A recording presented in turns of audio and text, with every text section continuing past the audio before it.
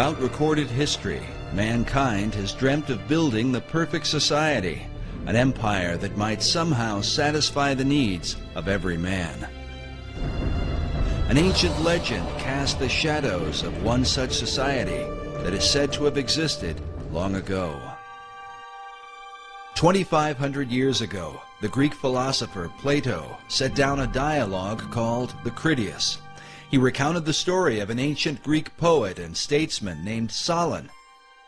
Solon had journeyed to Egypt in search of wisdom to help the government of his beloved Greece. The Greeks had been beset with factions and troubles, so Solon took counsel from the priests of the city of Sais. An old priest told him, "O Solon, Solon, you Greeks are never anything but children. There is no old opinion handed down among you, nor any science that is white with age."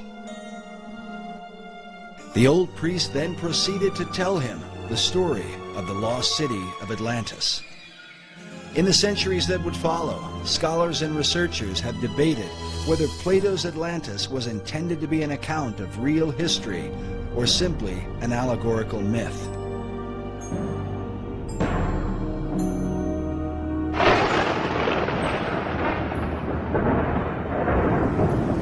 Some even suggest that Atlantis was really the antediluvian world, the wicked society destroyed by the wrath of God in the great flood of Noah. In the 20th century, Plato's account was further supported by Masonic philosopher Manly P. Hall. Hall claimed that Atlantis had once been a vast and mighty empire that extended to the whole world, a philosophic commonwealth of nations that one day was destined to be rebuilt. But who would rebuild it? And exactly who was Manly P. Hall? Manly P. Hall was probably the most highly esteemed occultist and Freemason of the 20th century. He understood the secrets of the ages long before he ever joined the Mason. Was really the foremost authority on the occultist side of Freemasonry, the deep, dark side of Freemasonry, the one that most Masons never ascend to. I can't really think of anybody close to him. Manly P. Hall was one of the leading people within this whole other world that we talk about. Hall authored over 200 books and is said to have given some 8,000 lectures on ancient philosophy. He is perhaps most remembered for his contribution to the mysterious Brotherhood of Masonry. Upon his death in 1990, the Scottish Rite Journal, a Masonic publication, noted that he was often called, quote, Masonry's greatest philosopher. Among his teachings was that contained in Masonry and all the secret orders was the ancient wisdom of lost Atlantis. Hall wrote that for more than 3,000 years, secret societies had been laboring to create a background of knowledge necessary to the establishment of an enlightened democracy among the nations of the world. According to Hall, these societies could be traced back to ancient Egypt and had for centuries known of a secret place hidden from the eyes of common men, a place that would one day be revealed. In the 17th century, as settlers were colonizing the New World, Sir Francis Bacon, the leader of secret societies in England, set down his classic work, The New Atlantis. While archaeologists and treasure hunters have searched the globe looking for the lost continent, 400 years ago, Bacon, like many of his contemporaries, believed that Atlantis was America itself. Well, Bacon, to me, was really fundamental in the American colonizational scheme and its connection to the new Atlantis concept. He was trying to lay a foundation for what could be accomplished in the New World. While the Atlantis of Plato was a mighty empire known for the philosophy of its kings, Bacon would write of a nation governed by scientific achievement, filled with marvels and wonders never before seen. Bacon was talking about this new nation, talking about submarines, talking about unimaginable weapons of war, talking about flying machines and tall buildings. How did he come into possession of this knowledge? Did Francis Bacon outline the course of the New World before its time? And if so, by what power was he inspired to do so? While there are no states or cities that bear his name, his mysterious influence has compelled some to call him the real and true founder of America. His founding of America was really through other people who were following his work, following the program he'd laid out. Bacon was the head of Freemasonry and Rosicrucianism. He had a huge influence through being the chief of the Rosicrucian fraternity at the time. He had a huge influence on the birth of modern Freemasonry. And many of those Rosicrucians actually went into Freemasonry at that time to lift it up to its new level. And Freemasonry has a major influence on the founding of America. While many of the early settlers came to work the land for the cause of religious freedom, there were with them secret societies who came to the New World with another agenda. Secret societies came to America shortly after the Pilgrims arrived, and they were sent by a man named Sir Francis Bacon. You get this very strange mixture of people, many of whom understood even then the advantage, spiritually and otherwise, to having secret orders. Unless you understand the influence of the occult societies on the development of America, on the establishment of America, upon the course of America, why you get completely lost studying our history. And they were the ones through which this work was being put into operation in England, in Europe, and eventually in America and the world. So that America then could be used to lead the world into the philosophic empire. You understand that America was founded by Christians as a Christian nation. However, there were always those people on the other side who wanted to use America, use our military power and our financial power to establish enlightened democracies throughout the world and restore lost Atlantis. Yeah, maybe Bacon had it right. Maybe Atlantis is not something yet to occur, but maybe it's occurring right now in America.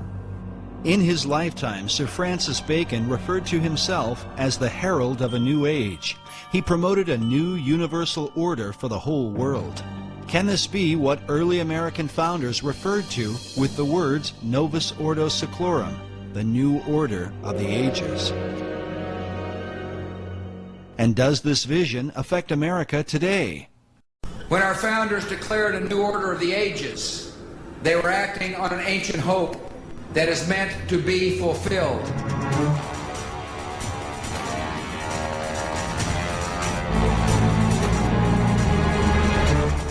As America marches forward, spreading democracy throughout the globe, is she merely promoting freedom or fulfilling an ancient plan?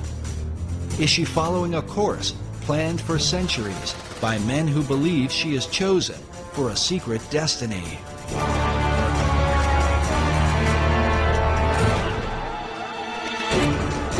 To understand the present and possibly the future, we look into the past as we unfold the secret mysteries of America's beginnings. Can America be the new Atlantis?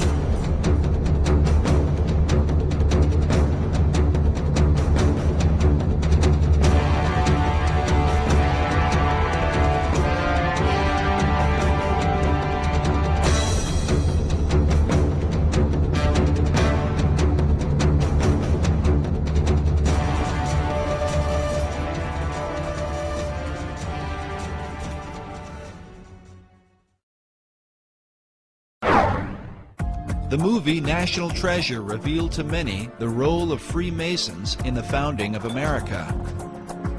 Often seen as a shadowy organization with hidden agendas, Masonry was portrayed in a positive light. Was this coincidence, or could there have been something behind it? I think there's probably a little something behind it. The Freemasons among our founding fathers left us clues like these. The unfinished pyramid, the all-seeing eye. They're speaking to us through these. Well, the movie National Treasure is probably the first film in many years that has given a positive spin to the Masonic Lodge. And essentially it seems to have been at least partially designed as kind of a propaganda piece for them. They were basically trying to say that these people who have hidden this secret knowledge of whatever it was, the gold stash or whatever, the Masons, are basically good guys. Because it makes them appear to be this sort of benign, shadowy group that's in the background protecting these important ancient secrets and also protecting this great, massive treasure. It was fairly accurate in its Masonic elements. You can tell whoever made the film either was a Mason, and of course there's a lot of Masons in Hollywood, or else had done a lot of research. Screenwriter Jim Kauf, who developed the storyline for Disney Pictures, claims no Masonic connection, yet some researchers are not convinced. Masons were involved in the writing of that, it seems to me, because then they tried to turn it around and, say that that Freemasonry is a good thing, that it has these hidden secrets deep within it, and that someday will be revealed, and bring good things to America, etc. Yet did the filmmakers accurately portray the real secrets of Masonry? The thing I think that's unfortunate about the movie is, other than it kind of glamorizes the Masons, is that it makes it sound like the treasure of Masonry is monetary, that it's this enormous cachet of wealth and gold and jewels and urns and statues and whatever. And really that's not what the treasure of Masonry is. The treasure of Masonry is esoteric wisdom. It is what Masons believe. It is the secret of eternal life and immortality. And that's an entirely different thing. Conspiracy theorists have suggested that the film was intended to mislead. But the question remains, if Masons were involved in the making of the film, what would motivate them to tell a story about a society sworn to secrecy? I think Masons have been pretty desperate over the last couple decades. They've taken a lot of hits, due in at least part to my books, and their membership is declining fast. Men love secrets, and that's just a basic truism. And so if they advertise that through a popular movie, maybe it would generate a little more interest. On one level, the film, I think it does some good in that it does educate people about the origins of our country and the fact that the origins of our country was very much steeped in Masonry. But on the other hand, I think it misleads about the benign nature of Masonry's involvement, and also it misleads by defining the nature of what Masonry has been guarding for the last 3,000 years. But what has Masonry been guarding for the last 3,000 years? The real history of the craft, as it is called, varies from one source to another, and is a continued thorn of controversy.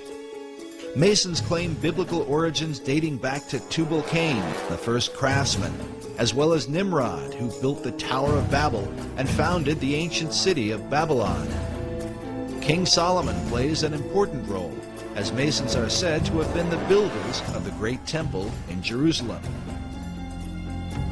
No less important is the influence of Gnosticism, sometimes called the mother of Masonry.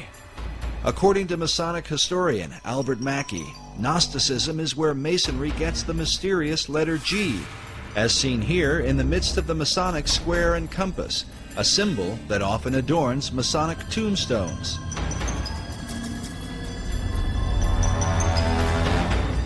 Known for rejecting the biblical Gospels, the Gnostics claimed to be the real Christians, an issue the apostles spoke vehemently against in the New Testament. The Gnostic Gospels have been promoted by writers like Elaine Pagels and celebrities such as Jane Fonda. It was the Gnostic teachings that formed the heart of Dan Brown's blockbuster book, The Da Vinci Code. The Gnostics were known to express a humanistic view of Christ, a view they are said to have exploited for the purpose of justifying their debauchery of women. Hence the tales of Jesus and his alleged relationship with Mary Magdalene, a view often attributed to the Gnostics and repeated in Brown's controversial book.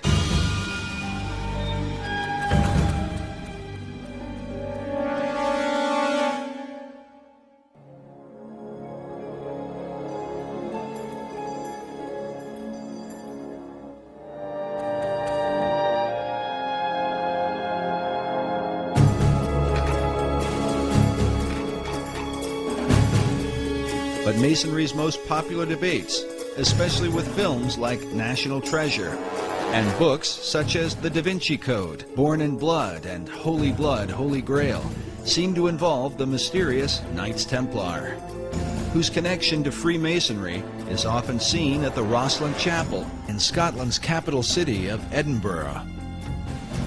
A place that not only reveals much about the Templars and Masonry, but within may be secrets to the founding of the New World.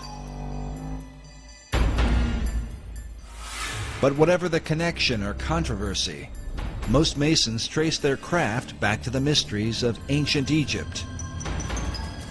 Egypt is like pretty much the proximate fountainhead of all esoteric mystery teaching. After the example of the Egyptian craftsmen, the Masons carved their own imagery in the great structures of Europe. Secret signs and symbols were embedded into their work, the meaning of which was to be hidden from outsiders. These were the craft masons who actually built the temples. If you look at European architecture, you know all those big cathedrals in Europe, Cologne Cathedral in Germany, Notre Dame in Paris, Salisbury Cathedral in England, all those beautiful cathedrals were all built around the 1200s and 1300s. And it was these masons who knew their business, and they wanted to keep their skills secret. All the great cathedrals of Europe were built by stonemasons who had an understanding of esoteric lore, and they're basically riddles in stone. When Masons came to America, they practiced their trade in the same way they had in Europe, embedding secret codes within the design and foundation of the American colonies. Some believe this may account for the geographic location of the 5 great Revolutionary War cities. In particular, Boston, New York, Baltimore, Philadelphia, and Washington, D.C. have all been built in perfect alignment along the eastern seaboard.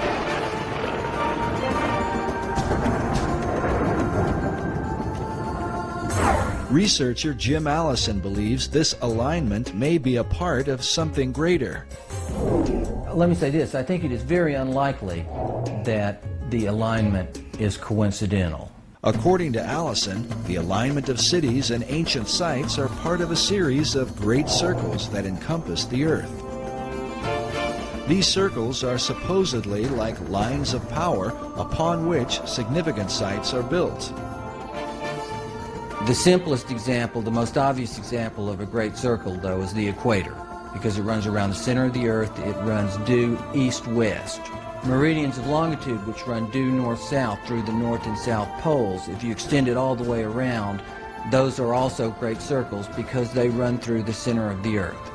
Allison claims that mystical sites like the pyramids, Easter Island, the Mayan and Aztec cities are all built upon these great circles.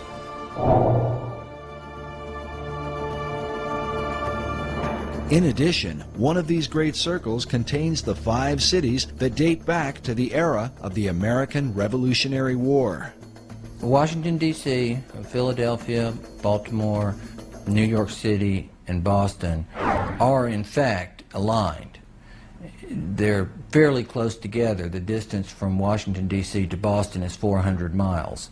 And as a result of that, you can see the alignment just on a flat map, because the curvature of the earth is not so much over that distance to distort it. But on a three-dimensional map, it's even clearer.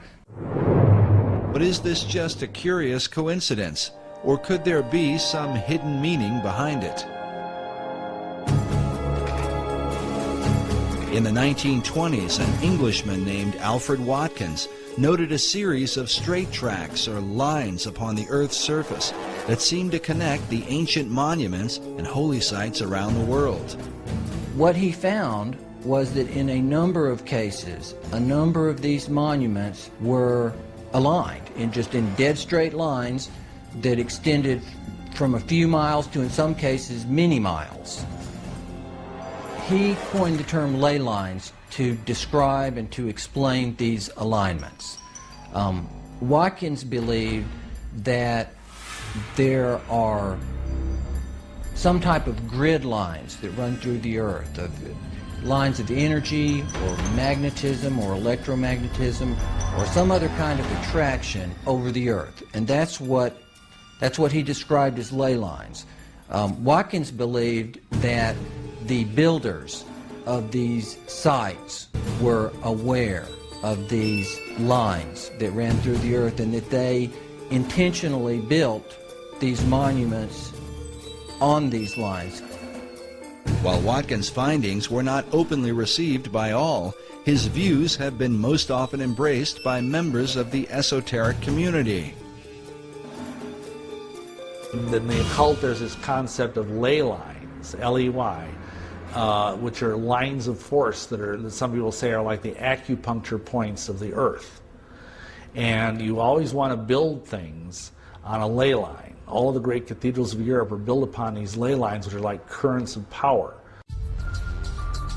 These currents of power are thought to have magical significance.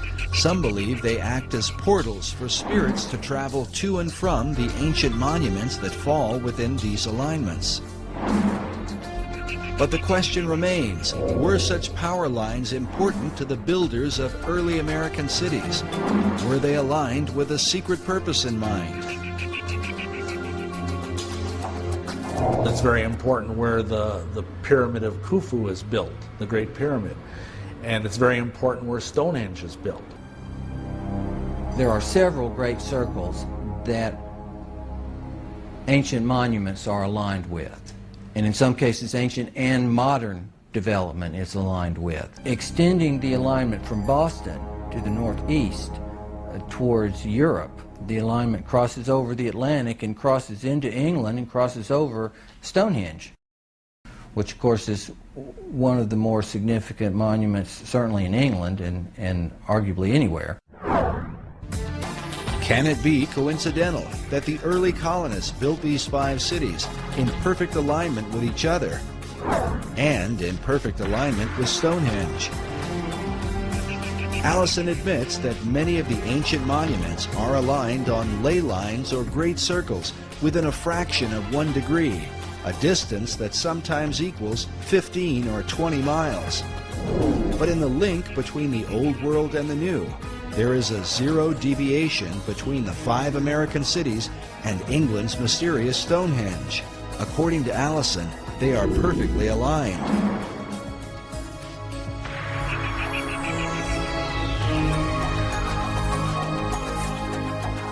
Can such a perfect alignment be unintentional, or the result of some natural attraction of ley lines in the Earth?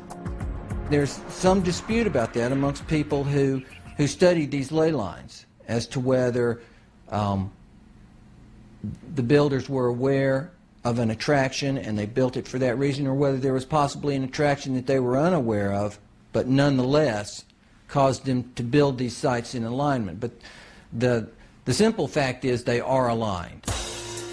But the evidence continues. America's capital city, Washington, D.C., is said to be positioned on the 77th meridian west, considered a sacred location referred to as God's longitude.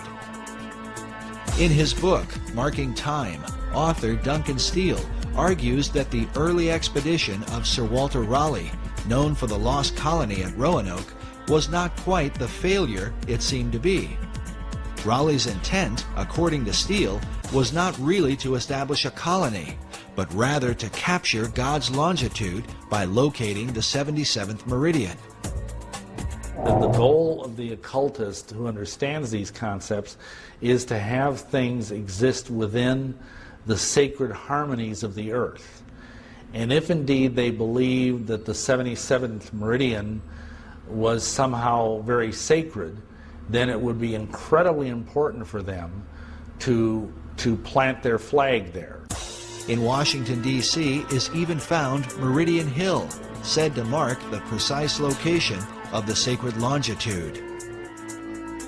Raleigh himself was a member of Bacon's secret society in England. Was he sent on a mystical journey so that America might be designed according to esoteric principles from the beginning? And how many others came ashore as a result of the Baconian influence? The Rosicrucians came ashore very early on in the founding of the New World. The Masons were also there from the beginning.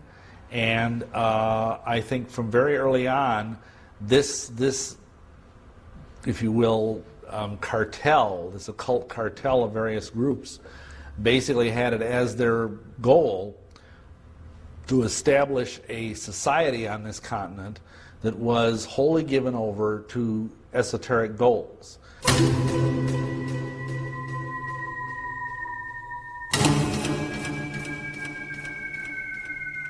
The Rosicrucian Order, with its modern headquarters in San Jose, California, has for centuries been linked to Freemasonry. Well, you have to understand that Freemasonry is simply the modern-day manifestation of the ancient mystery religions. The ideas of Masonry have been around literally for thousands of years. And, of course, Rosicrucianism was simply a forerunner of modern-day Masonry. The order takes its name from its primary symbol, the rose and cross. Like Masonry, the Rosicrucians traced their religion to the mysteries of ancient Egypt. Their power base in San Jose centers around an Egyptian museum. There are chapters of the Rosicrucians studying every place across America, and one only has to go up on the internet, and they actually have websites where they recruit people into the Rosicrucian order. People have no idea that these people are even here. Perhaps the reason for their lack of exposure is that they are dwarfed by the chief of all secret societies, the ancient order of Freemasonry. Nevertheless, the Rosicrucians are said to be the first of the secret orders to have opened a door in the New World. The very first that we know of occult beachhead in America was Rosicrucian. I was out on a speaking tour recently, and I had the opportunity to visit the Ephrata Cloister, it's called, in Ephrata, Pennsylvania.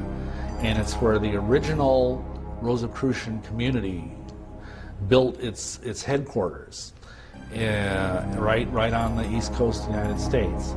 And that was in the 1600s. And right about the same time that Christianity was establishing its beachhead in America, so was the Rosicrucian order.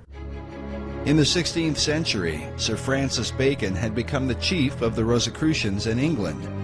Researchers believe that Bacon sent members of this society to America to launch his esoteric empire, the New Atlantis. This 1910 Newfoundland stamp commemorates Bacon's early influence. It reads, "Lord Bacon, the guiding spirit in the colonization scheme." I know that Rosicrucianism today holds Bacon in highest esteem as an active transmitter of the secrets. If you go to the AMORC, the Ancient Mystical Order of the Rose and the Cross, the Rosicrucian Order Center in San Jose, Bacon is everywhere. He's a demigod in Rosicrucianism. But Bacon's influence was not confined to Rosicrucianism. He is considered by some to have been the first to formalize the mystery teachings into a system now recognized as modern Masonry. So Freemasonry up to that point had been very, very much involved with just the craft of building buildings. It had been a guild in this country, and each country had their own type of masonry or Freemasonry. There was no sense of it being a worldwide fraternity where religious belief or race did not matter. Before that, it had been very racial and very religious, but Bacon turned it into a truly international society. This international society would also come to the New World.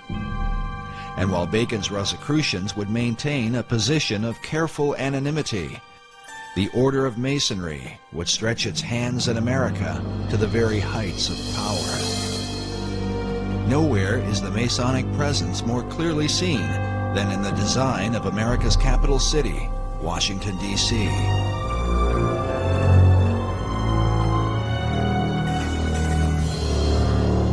Yes, Washington, D.C. is completely based on Masonic architecture. The whole architecture is laid out in an occult manner with Masonic symbology.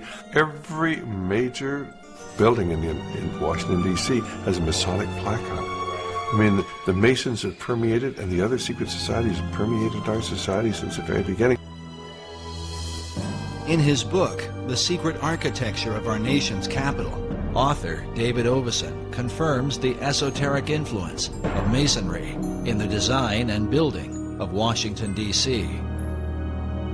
Oveson reveals the occult ceremonies surrounding the laying of the city's cornerstone, a ritual that involved the father of the nation, George Washington. 200 years later, in a ceremony commemorating this event, Senator Strom Thurmond, himself a 33rd degree Mason, is pictured alongside the cornerstone upon which is carved a Masonic square and compass. If you either look at the map of Washington, D.C. or try and drive in Washington, D.C., you think it must have been designed by a nutcase. But actually it was designed by a Freemason, a French Freemason named L'Enfant. I think Pierre-Charles L'Enfant was his name. And it's full of esoteric symbolism. Oveson writes that, like the pyramids of Egypt, the entire city was built in alignment with the stars, and suggests that the hidden purpose for the Masonic rituals is that America might be empowered by the gods of the ancient world. Can this be the reason for the pagan god and goddess images that have come to represent America? Tradition often claims that America was founded as a Christian nation only. But if this is the case, why are its symbols those of the pagan religions rather than images of Christ, the apostles, and stories from the Bible? Well, I think that this is where the great confusion comes in. America was founded as a Christian nation, but it was also founded as an occult nation. And there have always been two parallel forces here in America. One the Christian, one the occult, dating back into the 1600s. And until you understand that, you can't understand anything going on in the world today. The conflict between Christianity and the occult has compelled some to reject entirely the influence of God in early America. In February of 2005, CBSNews.com posted an article titled Our Godless Constitution. In it, author Brooke Allen wrote that our nation was not founded on Christian principles, but on Enlightenment ones. God only entered the picture as a very minor player, and Jesus Christ was conspicuously absent. A chief issue of debate are the very symbols that define the United States. Where did they come from, and what or who exactly do they represent? For many, the answers lie in the secret societies. I mean, you can see their influence on the back of the Great Seal of the United States, where in 1782 they put on a pyramid capped by an all-seeing eye with the slogan beneath, Novus Ordo Seclorum, the new secular order of the world. That was in 1782. It was put on the back of the Great Seal of the United States, hidden there until about 1935, when it was taken off the back of the Great Seal of the United States and put on the back of the American dollar bill, where it is today, symbolizing the influence of the secret societies on America. And you know, there are some of our Christian ministries that want to tell you that a cult symbol is a Christian symbol. It just goes to show how effectively the Christians have been misled, and they've been misled intentionally by people who've infiltrated the Christian movement and have told them, oh, this is a Christian symbol. Well, where in Christian symbology do you come up with a pyramid? Where in Christian symbology do you come up with a glorified eye light? This is all the symbology that everybody who's involved with the occult understands. The glorified or all-seeing eye is known as the Eye of Horus, one of the most important gods of the Egyptian mysteries. Other pagan icons include the Washington Monument, an obelisk normally dedicated to the Egyptian sun god. Meanwhile, the idea for the Statue of Liberty was taken from the Colossus of Rhodes, one of the 7 wonders of the ancient world, and combined with the imagery of the goddess of ancient Babylon, Queen Semiramis. But what do these esoteric elements tell us about the founding fathers of America? Who were they, and what was the light by which they saw the world and themselves in it? The majority of the people who were in founding fathers were either deists, or else they were free thinkers, or they were Rosicrucians, or they were Masons, or they were all of the above. But the issue is not black and white. Researchers are careful to point out the God-fearing nature of early Americans. If we take the founding of America as the time when the Puritans came over, if that's the time that was taken, and the landing of the Pilgrims, you remember, and that date there, if that was taken as the founding of America, there was no question. These are solid Christians, out, and they were looking for freedom. They did not want to be persecuted by either the church in England, which was the Anglican church, so the Puritans would have been persecuted as dissenters. Nevertheless, so if we take that date, that era, when the Puritans came over, they were coming over seeking freedom, religious freedom. And so they wanted to settle the land and build their little churches and worship the Lord as he told us to do, and in the manner in which he told us to do in the scriptures. That's what they wanted to do. So without question, it was settled in the beginning as a Christian nation, an opportunity to come over freely. Unfortunately, you got other people who wanted to do the same thing, but they weren't necessarily Christians.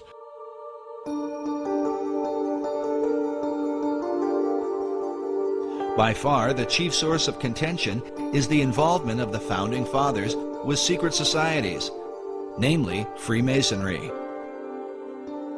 Certainly at the time when the Declaration of Independence was signed, many of these people were involved in Masonry, no question at all about it. But it wasn't because they were dedicated to the esoteric principles of Masonry. Many of these people were strong Christians.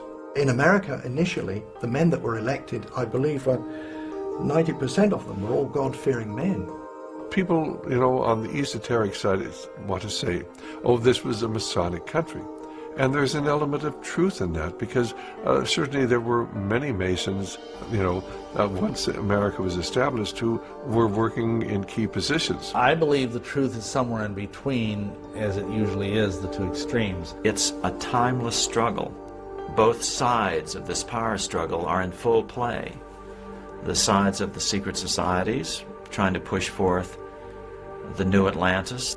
And so it doesn't surprise me that most of these men in the Continental Congress or the signings of the Declaration of Independence were Masons or whatever. That doesn't surprise me. It doesn't even bother me, because I know that underneath them is a vast horde of people that were biblical Christians. Masonry's history with America is filled with both mystery and controversy. Because of its secrecy, and because its members are bound by terrible blood oaths, Masons are reluctant to come forward with testimony. It's a secret society. It has always been a secret society. And to reveal anything about these secret societies ensures your death. And people who've tried to expose Masonry, even to this very day, risk their lives in doing it. Yet from the shadows, some light appears. When you actually go into Masonry in the first 3 degrees, why, if you promise that if you are ever reveal any of the secrets of Masonry in the first degree, why you'll have your tongue cut out, and you'll have you'll be buried in the sands of the sea up to the level of your neck at the level of low tide. And at the second degree, I believe they cut out your heart, and the third degree, they're going to cut out your entrails and burn them.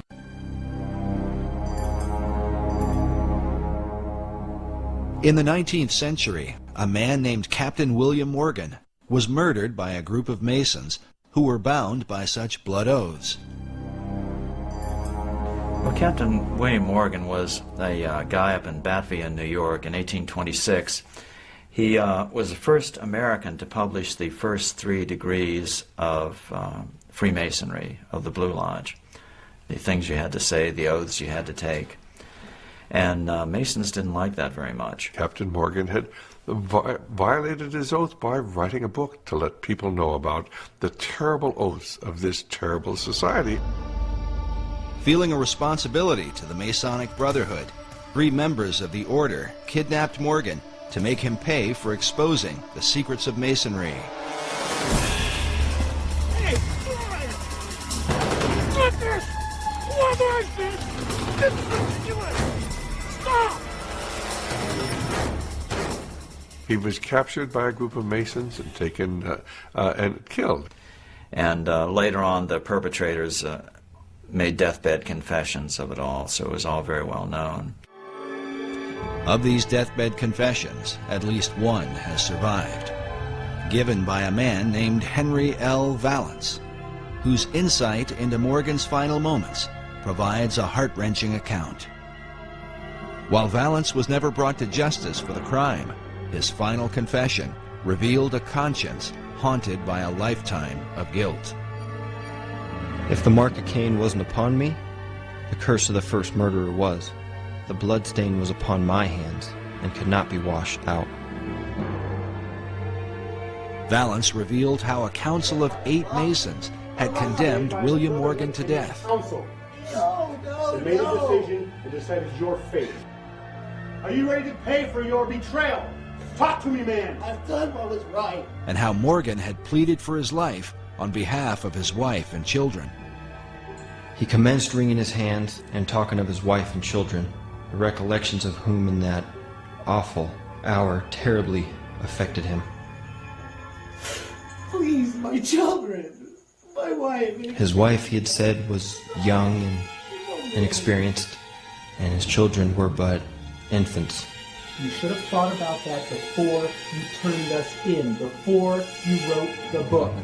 May God have mercy on your children, because we will not have mercy on you.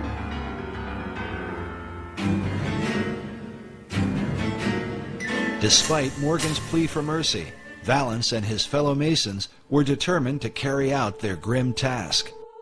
They gave Morgan time alone to prepare himself to die. How Morgan passed that time, said Valance, he could not tell, for everything was quiet as a tomb within.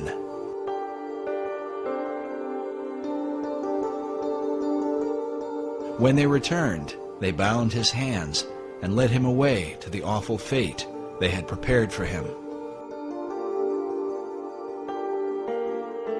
The story was he was actually drowned after being mistreated horribly for a period of time. Well, when the word of this got out, and people began to realize this dangerous influence of Masonry within high society, why the membership of the organization fell off dramatically. As one investigator put it, as one writer put it, Freemasonry, which was rampant throughout the country at that time, almost dried up overnight. The public outrage over Morgan's death was profound, but when those who had murdered him were sought out, the people of the United States discovered that justice was not so easy to obtain. The reason was given by the Reverend Charles Finney in his book, The Character, Claims, and Practical Workings of Freemasonry, first published in 1869. Finney was a former Mason who lived through the Morgan affair. He claimed that justice in the case was impossible because nearly all the civil offices in the country were in the hands of Freemasons. According to Finney, even the newspapers of the day were completely under their control. Finney writes that it was found that they could do nothing with the courts, with the sheriffs, with the eyewitnesses, or with the jurors, and all their efforts were for a time entirely impotent. So this turned into a big brouhaha. It was a big Masonic scandal because it was all known. The Morgan incident became an issue of national importance, not simply because a man was murdered, but more importantly, Americans began to realize that their supposedly democratic country was being secretly controlled by the Masonic Brotherhood. And this led even to separate political parties, being anti-Masonic political parties being formed, and they were even called the Anti-Masonic Party. They ran candidates for president, And they were significant parties. They weren't just minority parties. So it was a really big deal. The Anti-Masonic Party was the first third party in American politics and eventually became the Whig Party, which is more widely recognized. The party itself was led by former President John Quincy Adams, who wrote a collection of letters and essays against Freemasonry. How can you have a free society when you have people who belong to these secret societies and have sworn these terrible blood oaths? You can't have a free society. And that's what John Quincy Adams was writing about. Adams wrote, "I do conscientiously and sincerely believe that the order of Freemasonry, if not the greatest, is one of the greatest moral and political evils."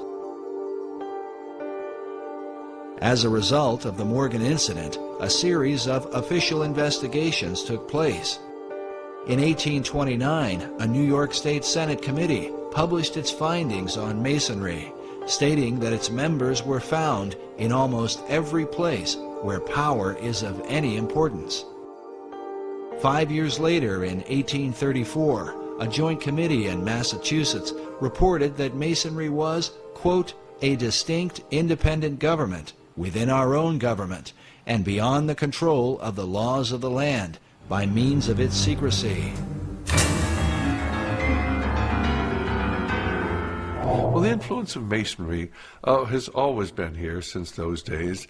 And, of course, within 15 or 20 years, why the membership of Masonry had reconstituted itself. It said they got down to only about 5,000 members there when Masonry was really exposed. But people soon forgot about the terrible things that had happened.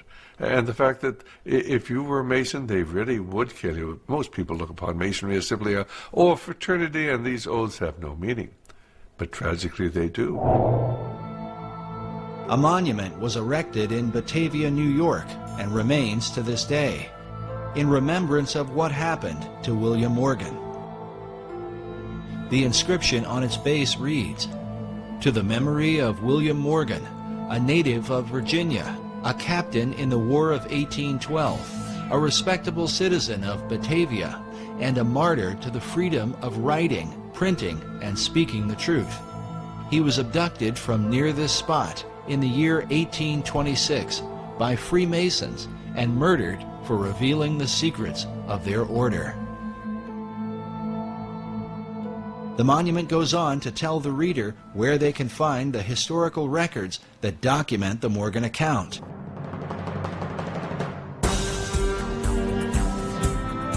Why would the citizens of Batavia have gone to this length? Crimes are committed every day, and people sometimes murdered. Why draw attention to William Morgan?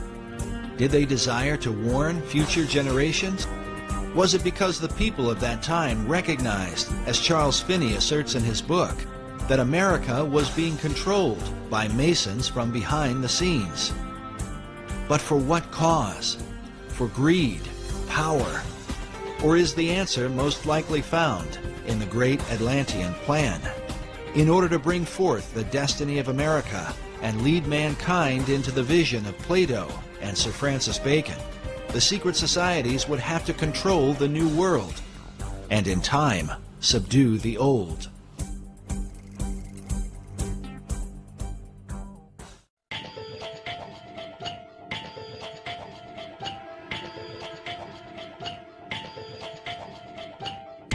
But how to bring about this utopian empire?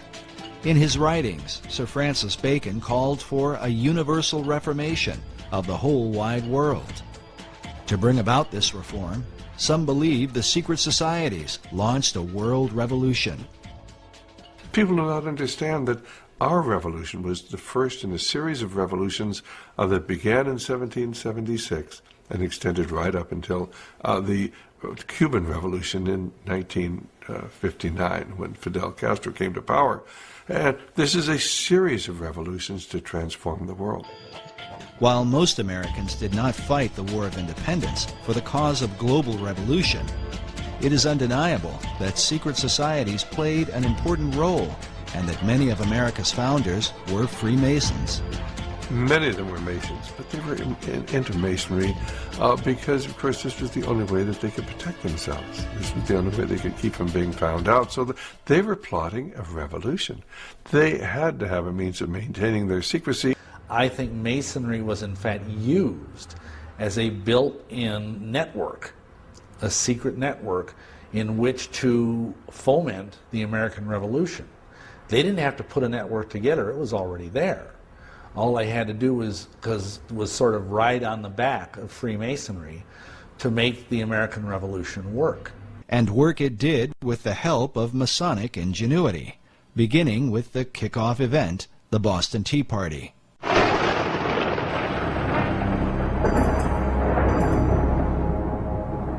And what was the Boston Tea Party? Who was behind that? Who were the raiders of the English tea ship? Admittedly, at this point, it was the Masonic Lodge in Boston. They were all Masons. It was the Masons wanting to implement this revolution. The leader of the men who dressed up like Indians and threw the tea into Boston Harbor was the legendary Paul Revere, whose famous ride would alert Americans that the British were coming. Pictured here with a teapot commemorating his rebellion, Paul Revere was a prominent member of the Masonic Order. George Washington, known as the father of our country, along with many of his generals, were also Masons. Yet Washington's involvement with Masonry is hotly debated. Our information is that he did not do anything with the Masonic Lodge for the last 30 years of his life. The debate centers around a letter written by George Washington to the Reverend G.W. Schneider on September 25, 1798, just 15 months before Washington's death. In the letter, Washington says specifically, "I must correct an error you have run into of my presiding over the English lodges in this country. The fact is, I preside over none, nor have I been in one more than once or twice within the last 30 years. And in Washington's case, I defend him by saying the Masons are very secretive. When they approach a man to be a member of their organization, they will not and cannot tell him what it's all about.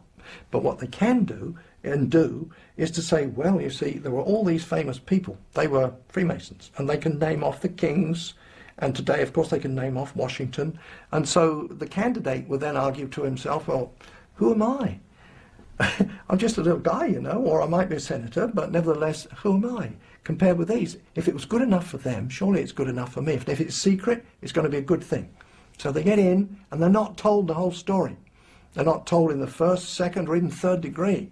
They're not told the whole story, but little by little, as they acquire more knowledge, and as they are deemed to be faithful to the cause, they are told more. And that's just how they get the people in. It is only fair to mention that many Masons continue to insist that Washington was very active in the craft. Yet there is no debate about the Masonic membership of Benjamin Franklin, who is deeply involved not only with Masonry, but a whole variety of secret societies in America, in England, and in France. Societies that had everything to do with his success during the American Revolutionary War. Benjamin Franklin is a very paradoxical, complex fellow, as might be expected for someone who was such a great genius. But at times he seems like he's a Christian. At times he seems like he's a scoundrel. At times it seems like he's a Luciferian, and at times it seems like he's a Rosicrucian.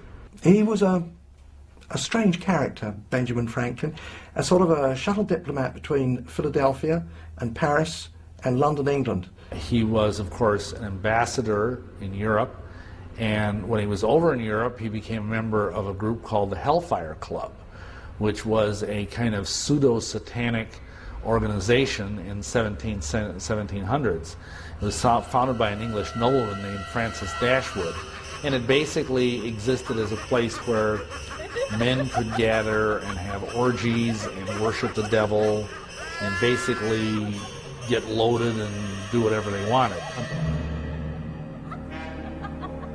under the guise of it being a satanic society.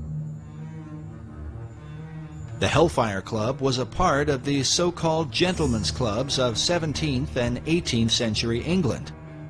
While the debauched behavior of these groups was initially tolerated, once they began to dabble in satanic rituals, they were forced to go underground, literally.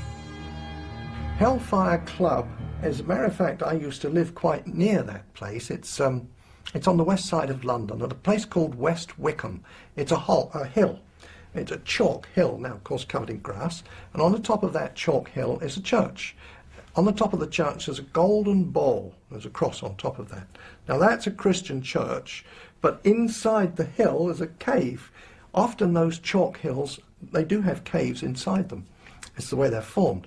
And in the cave there, they would gather together. Now, I don't say that it was the church, the occupants of the church that gathered there, but whether they knew it or not, the Hellfire Club would hold their meetings once a month underneath the church.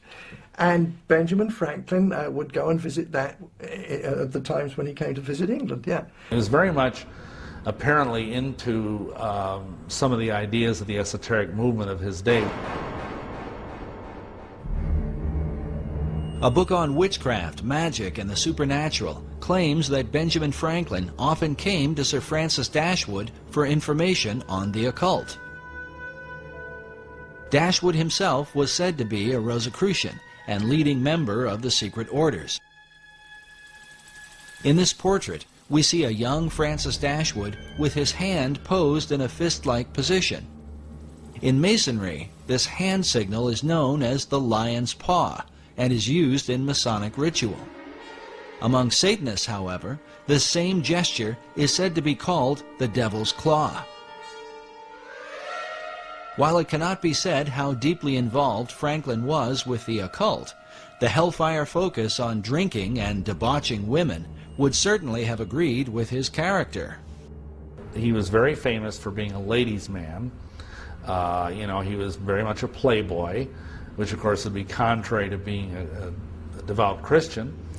The Hellfire Club had great disdain for Christianity. In fact, they did not call themselves Hellfire, but rather the monks of Medmenham Abbey.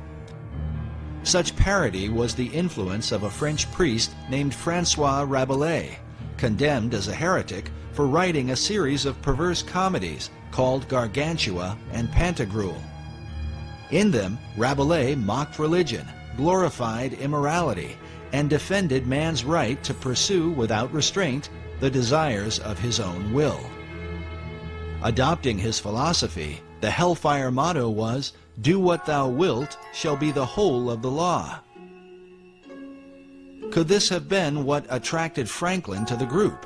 An opportunity to escape the puritanical tendencies of America, while in England to pursue lusty desires that would have been openly condemned by his fellow countrymen, at least at that time.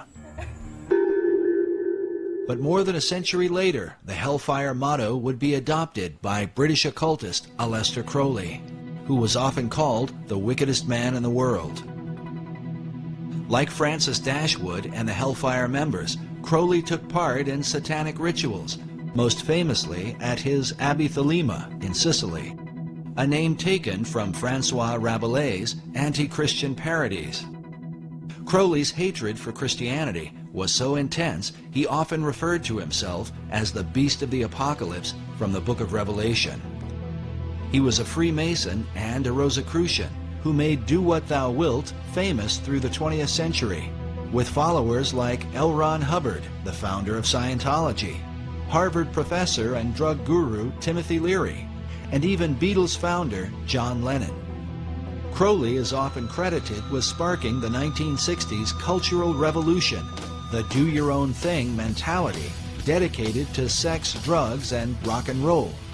What could be called the modern legacy of men like Franklin, Dashwood, and the Hellfire Club.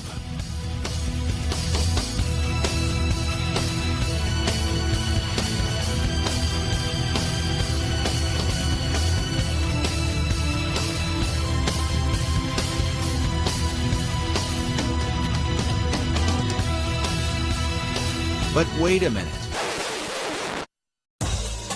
Obviously, it cannot be said that Franklin's involvement with the Hellfire Club is to be fully equated with the often crazed activities of a man like Crowley or even Timothy Leary. Still, one must wonder what Franklin was doing with a group of immoral aristocrats who dabbled in devil worship, even if they were just kidding around, as some have suggested. Is it likely that this legendary founder of America, the man who discovered electricity, invented the bifocals, and co-authored the Declaration of Independence, simply spent his time in England getting drunk and seducing women? Franklin was known to be a crafty fellow. Could his dealings with Dashwood and the Hellfire Club have somehow been a part of a greater agenda? After all, Sir Francis Dashwood was no ordinary drunken rake. He also happened to be a member of the British Parliament and was a close friend and advisor to King George III, the man the American colonists would rebel against. The Hellfire Club itself were made up of English nobility, some of whom held high offices in the king's government. Was it mere coincidence that these men, close friends of Franklin, just happened to be in power when the British were defeated? In his book, The Occult Conspiracy, author Michael Howard chronicles how Benjamin Franklin came to England in 1758 to discuss the future of the American colonies with Sir Francis Dashwood. Meanwhile, British historian Richard Deacon, in his History of the British Secret Service, claims that Dashwood's Hellfire Club functioned as a center of English espionage. Because of Franklin's many clandestine activities, some involving a British double agent named Edward Bancroft, Deacon and fellow historian Professor Cecil B. Curry speculate that Ben Franklin may have been a covert spy for the British government, known either as Number 72 or with the code name Moses. But was Franklin working for the British? Or were secret powers within the king's own government working with Franklin for the ancient plan of all secret societies, the New Atlantis? Why would British intelligence refer to Benjamin Franklin as Moses? Normally, enemies are given names like Carlos the Jackal or the Butcher of Baghdad. But Moses? Was the name itself a kind of cipher or secret code? Had they already determined that as Moses led the children of Israel from the bondage of Egypt, so Franklin would lead the American colonies to freedom from King George? Could this be why Benjamin Franklin's initial design for the Great Seal of the United States was that of Moses, standing on the shoreline of the Red Sea as the waters destroyed Pharaoh and his army, with the motto, "Rebellion to tyrants is obedience to God"? Coincidence? Maybe. Yet in his book, America's Secret Destiny, author Robert Hieronymus, whose doctrinal thesis on the reverse of the Great Seal has been used by the White House, the State Department, and the Department of the Interior, makes the comment that Franklin's design for the seal represented, quote, how he viewed America's birth and destiny. Did Franklin really see himself as Moses, defeating King George, the colonial pharaoh, with the help of Dashwood and the Hellfire Club? An alarming theory. But for British intelligence to undermine King George on behalf of a secret agenda should not be terribly surprising, at least not to the modern American. Consider the conflict between President John F. Kennedy and the CIA during the Bay of Pigs invasion. The CIA reportedly lied to the president on behalf of their secret agenda involving an assassination attempt on Fidel Castro, something that would later lead to the Cuban Missile Crisis.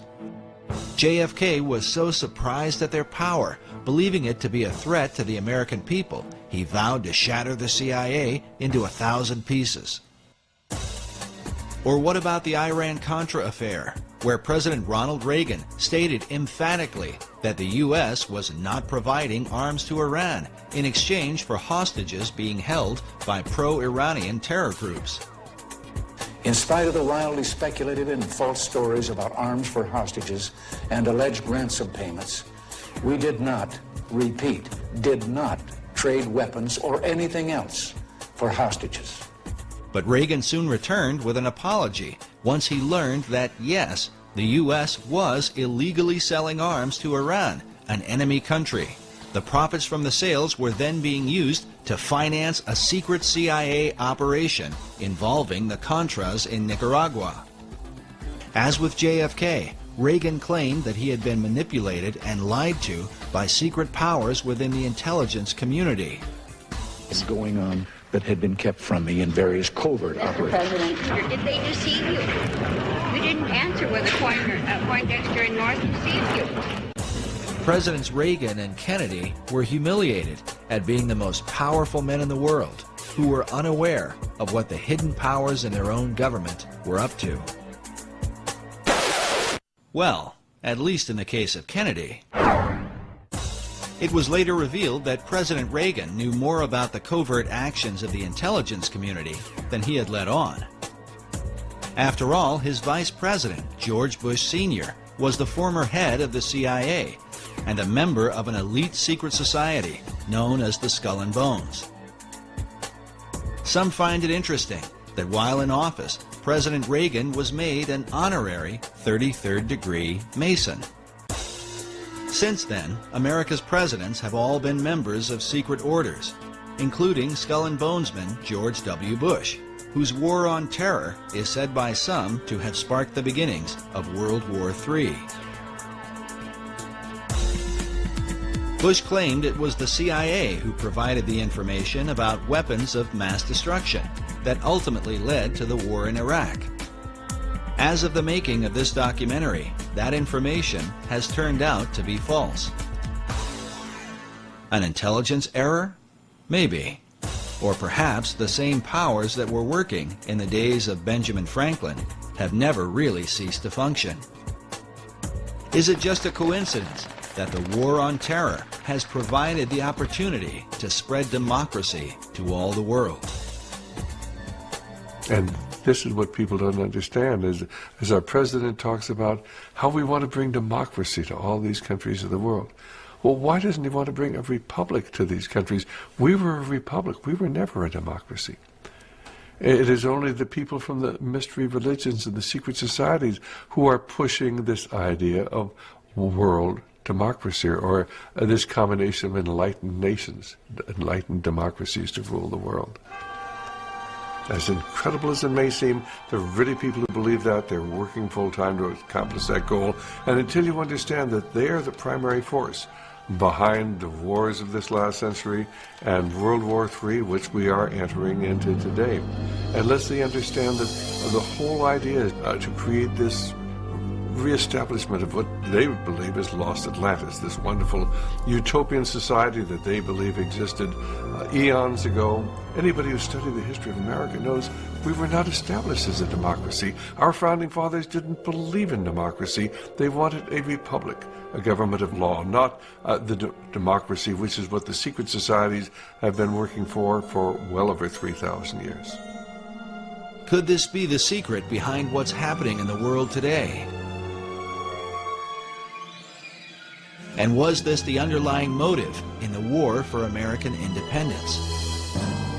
To wrestle the new world from the power of the old, that it might in time be used to bring forth the great Atlantean plan, envisioned by Sir Francis Bacon. Benjamin Franklin certainly knew the works of Francis Bacon and all the ethics and things that he was trying to establish. Bacon was a man that Benjamin Franklin had much in common with. Both men were the leading scientists of their time. Both men were involved in printing, and both men published works that helped to transform the people of their generation. Both men developed their own system of ciphers and secret codes, which they used for intelligence purposes during wartime. And both men were deeply involved in the Masonic and Rosicrucian movements of their day. Franklin was a member of Masonic and secret orders in America, in England, and in France, the three countries involved in the American Revolution. But some researchers argue that his influence in France truly demonstrates his loyalty to a plan that looked beyond America, to a global revolution. He was the master of the Lodge of the Nine Sisters, Neuchoir, the Lodge of the Nine Sisters right in Paris, and that's where the revolution started, incidentally. So he was lodge master there every time he visited the place. He, as so many young people, very intelligent people, really believed that man could create a better society without being totally reliant upon God. And of course, we know that eventually he went to France, and when he was in France as the American ambassador to France, he was instrumental in pushing these ideas that led to the French Revolution. Franklin went to France to convince King Louis XVI to finance the American Revolution. But in the process, Franklin was preaching radical ideas that would later on inspire the French to overthrow Louis, the very monarch who had helped to pay for the founding of America. Americans desperately needed money to fight the War of Independence because, according to Franklin, England had ruined their economy to keep America from becoming too prosperous.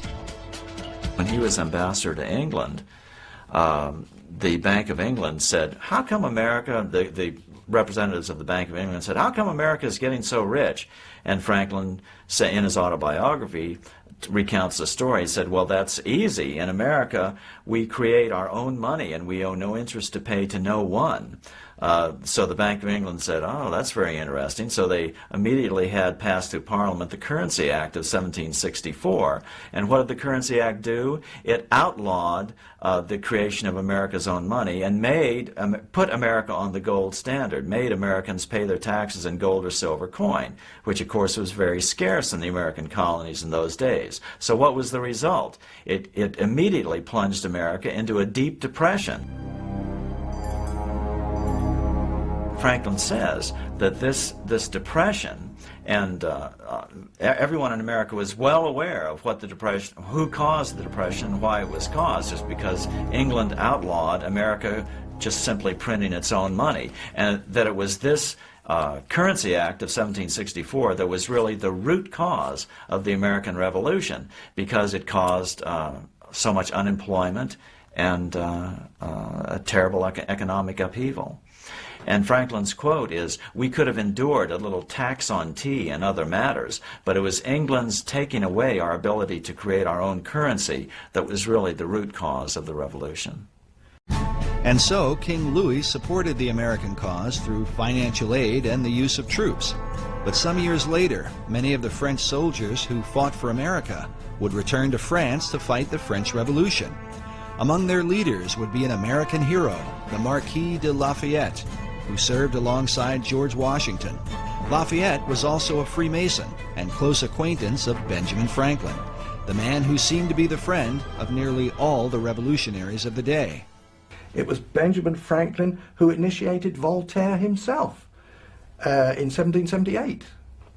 He could then brag and say, oh, Voltaire was a Mason. Ooh. People would say, if it's good enough for him, it must be good enough for me. I don't know what it's all about, but it sounds like a good thing. While the writings of Voltaire inspired the French revolutionaries, Americans were compelled by another of Franklin's close friends, Thomas Paine. Thomas Paine was a member of the Lunar Society. Benjamin Franklin would go and meet with them, yeah. Anyway, he recognized in Thomas Paine that the fellow was, he was pretty good at writing.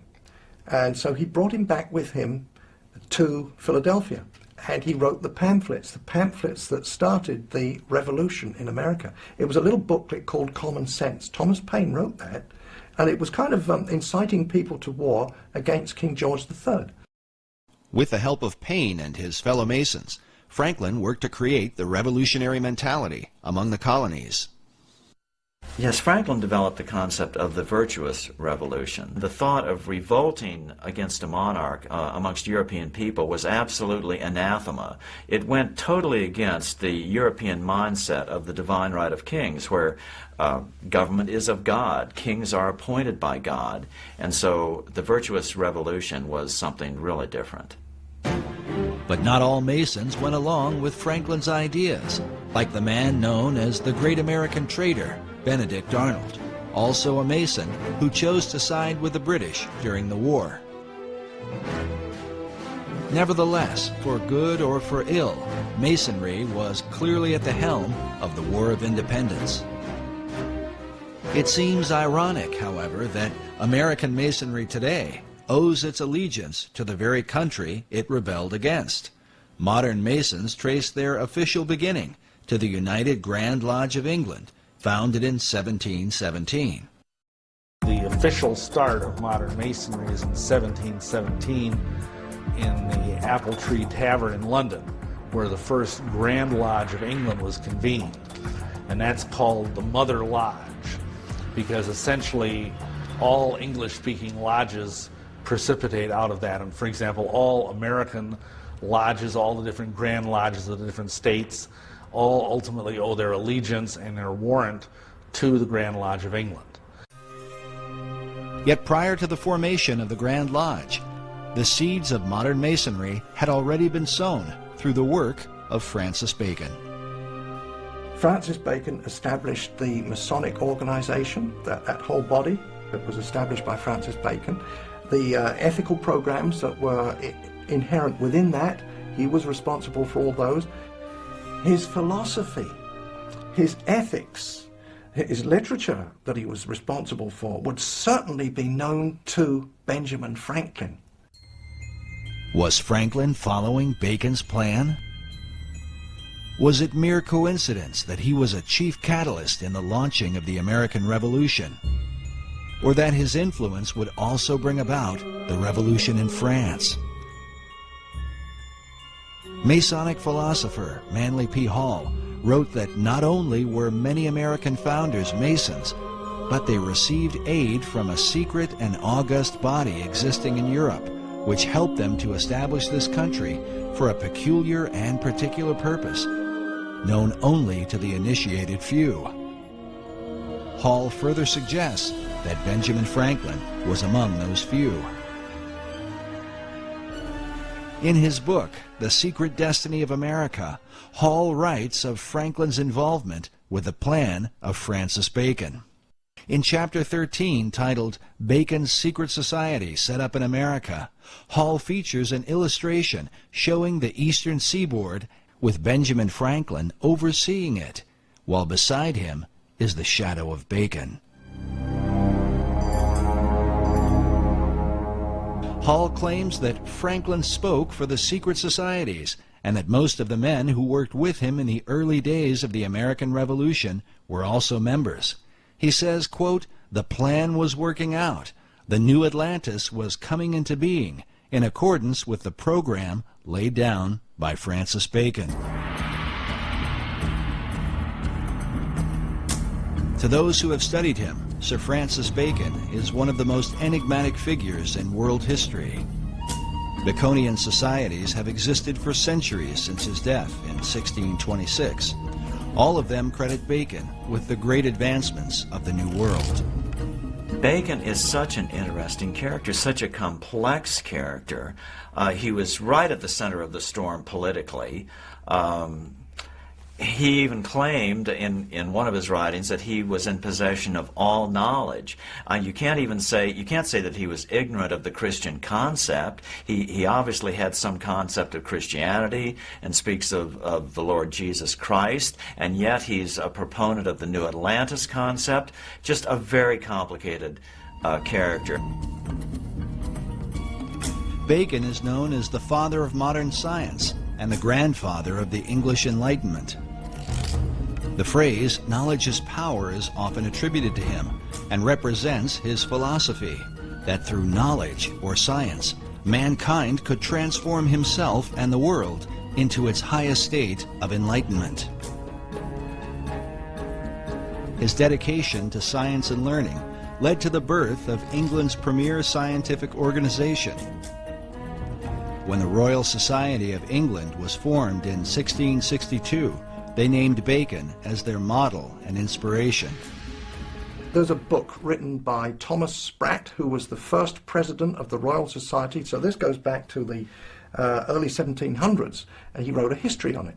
And he acknowledged there that Francis Bacon was the originator of the idea. Yet even beyond the Royal Society, 20th century historian Will Durant wrote that the whole tenor and career of British thought have followed the philosophy of Bacon, a philosophy brought to America and furthered by some of her most influential leaders.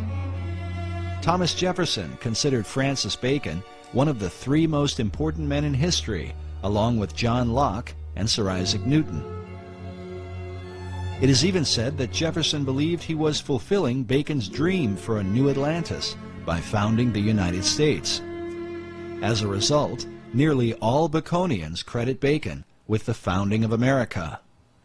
This painting, once owned by Baconian author Marie Bauer Hall, shows the North American continent with the spirit of Bacon rising from the midst. Above his head is the all-seeing eye of Horus in the midst of a triangle, while upon his cloak is the rose and cross, the symbol of his Rosicrucians. Despite these things, little is mentioned about Lord Bacon in the history books of America. There are no states, cities, towns, or schools named after him, which begs the question, other than Benjamin Franklin and Thomas Jefferson, which of the founding fathers did he really influence? Which of those founding fathers were most influenced by Bacon's work? I would suggest it was all those who were Freemasons. Well, I think probably all the first presidents of America who were Freemasons, you could say, were influenced by him because of the influence that went into Freemasonry, but by Bacon. But I expect some were more influenced than others, or more inspired than others, and some may not even have known that Bacon was behind it all, in the sense of an inspirer. But maybe they all did. I mean, they were pretty intelligent men.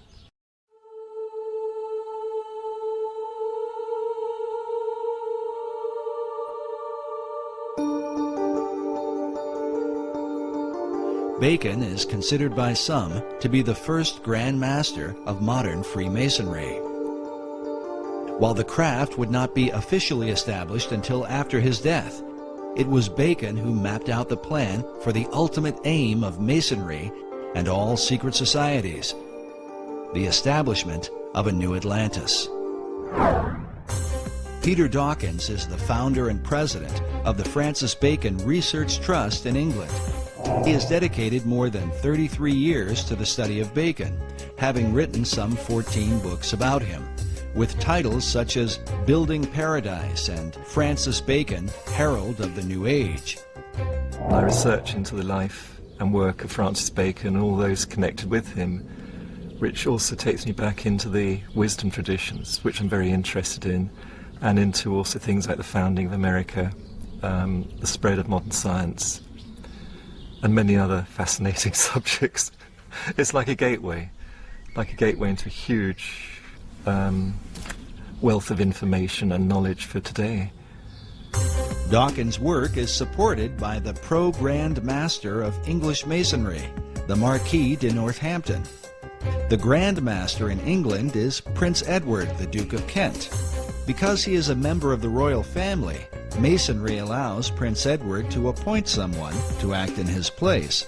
As such, the Pro-Grand Master, Lord Northampton, is the acting head of all British Freemasonry. While he declined to be interviewed for this documentary, in his correspondence with our producer, he made it clear that he supports Dawkins' research and considers him an expert on Sir Francis Bacon. This is significant because the Northampton legacy dates back to the time of Bacon and Queen Elizabeth I. Today, Lord Northampton holds authority over Canonbury Tower, where Francis Bacon lived in his lifetime and where he is said to have met with his secret societies. It's a fascinating building, and quite a lot of it's still left. It was once a big mansion house, and there's one wing of it left, and also a tower, which was at the end of another wing, which has disappeared. And this tower is known as Canonbury Tower. And the whole mansion itself was was enlarged and decorated by a man called Sir John Spencer in Queen Elizabeth's time, and he'd had a year as Lord Mayor. He was quite an important guy in the City of London, and very, very wealthy merchant.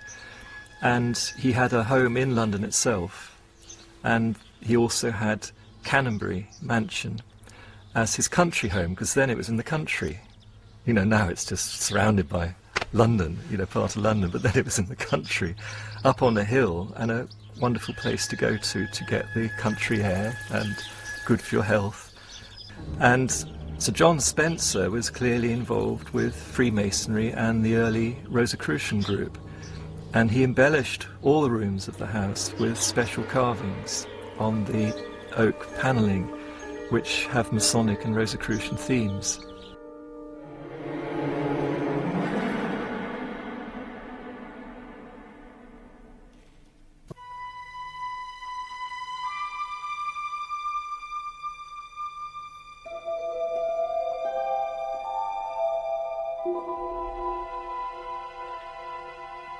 And particularly the fireplaces are done very, very carefully and specially.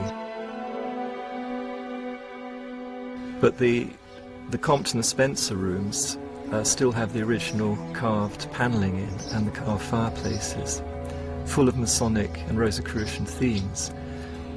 That was done by Sir John Spencer, and the carvings are dated around about 1598 to 1601, that period. Well, eventually the house was taken over by Francis Bacon when he was made Lord Keeper of the Great Seal and then Lord Chancellor, and he rented the house for the rest of his life. And it's during this time that what's called the Invisible College was founded, and many other things were done, and he's known to have carried out scientific experiments there. And it's quite clear too that the house was the perfect meeting place for his Rosicrucian group. You know, it was a headquarters outside London. It was private in those days. It could be well protected out of prying eyes. This labor of pursuing knowledge in secret represents Bacon's belief and method of working.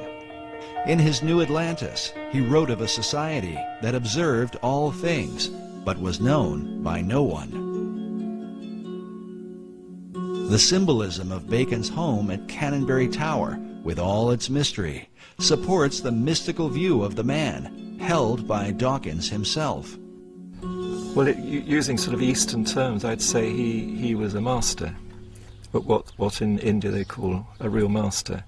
But he was here in Europe, in the UK, or in England at that time. And he was just an extraordinary being. I actually think that he was the one that Paracelsus made the prophecy about, called Elias the Artist, referring to Elijah. And in tradition, Elijah is said to come again and again to prepare people for the coming of the Messiah, or coming of the Christ, which has many different interpretations. And Bacon himself called himself the herald of the New Age, which is the title of Elijah. The question posed by critics of Baconian theology is, what Christ did Bacon come to herald?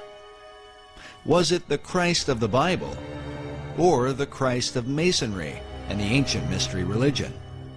In the ancient mysteries, a trinity is also recognized, and is represented by a symbol that is little talked about, but one that some believe stands at the heart of all the Masonic tradition. It is known as the 47th proposition of Euclid, or the Pythagorean theorem. Manly P. Hall illustrates and explains the occult symbolism of this theorem in his book, The Secret Teachings of All Ages. According to Hall, the right triangle represents this trinity. The perpendicular side symbolizes the masculine, or divine father, while the base represents the feminine, or divine mother.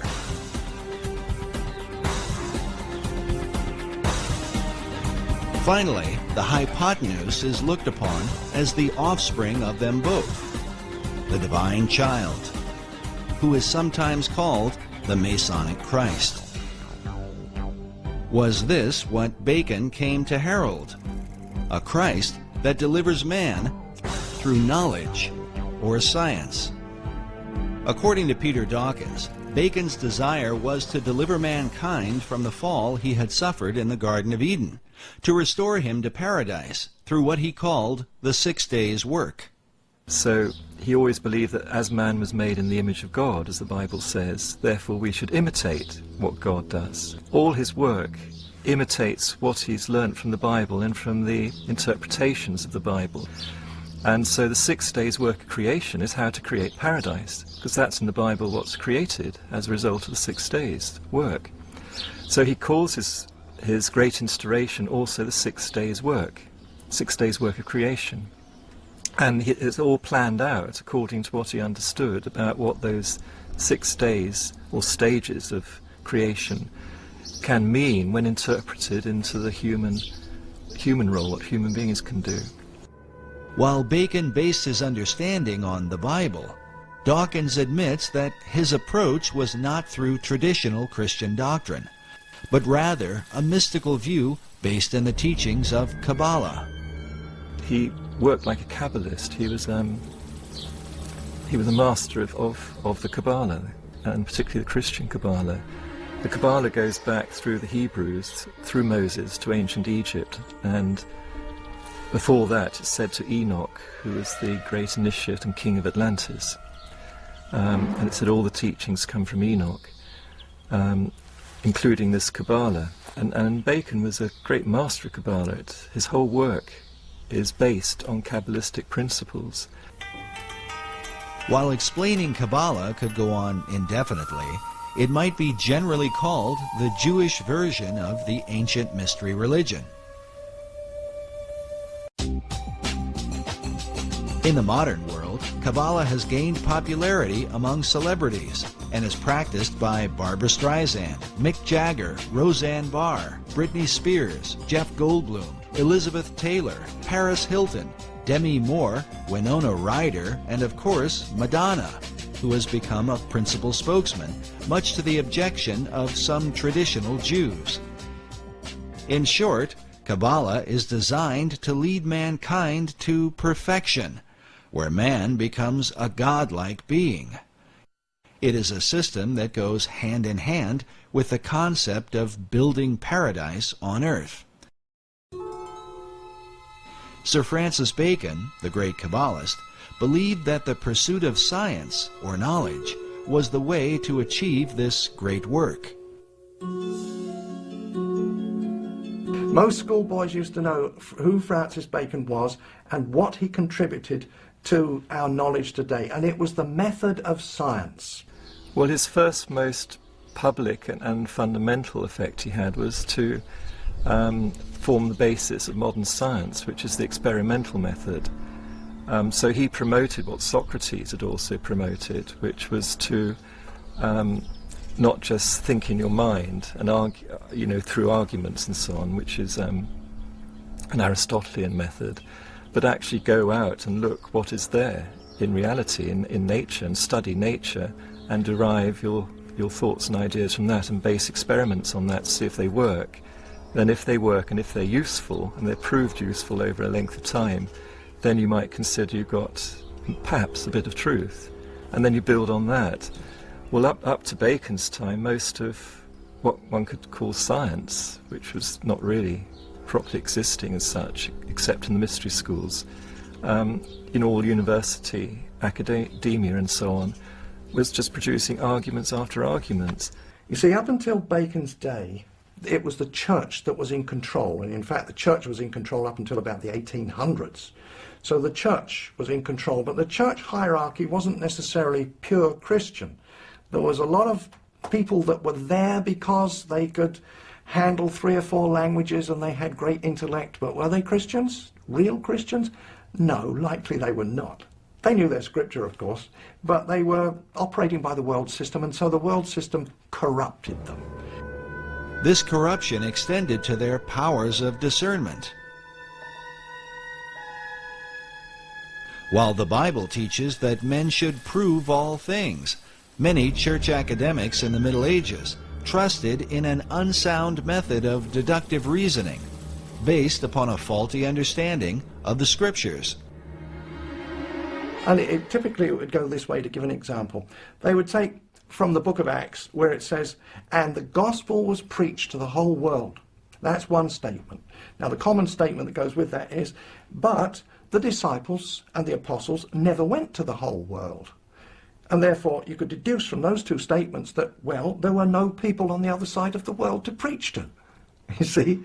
Well, obviously were, because the explorers found there were people in Australia and Tasmania.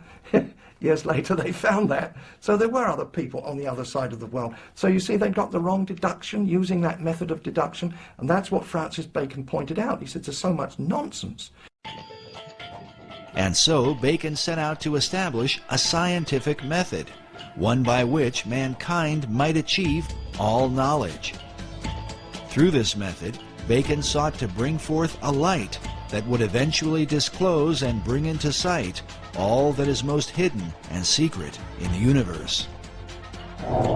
But first, he would have to find a way to overcome the stubborn traditions employed by the academics of his day, who would rather debate than examine. Bacon gives a great example in exasperation. When he was at university, he saw that there were professors and students spent 3 or 4 years debating how many teeth a horse has. Nobody went out to actually count them, you know. They just wasted all that time debating how many teeth a horse has. So he saw that as fruitless, wasn't producing anything good or useful, and humanity just was not evolving, and there's so many people in poverty and sickness.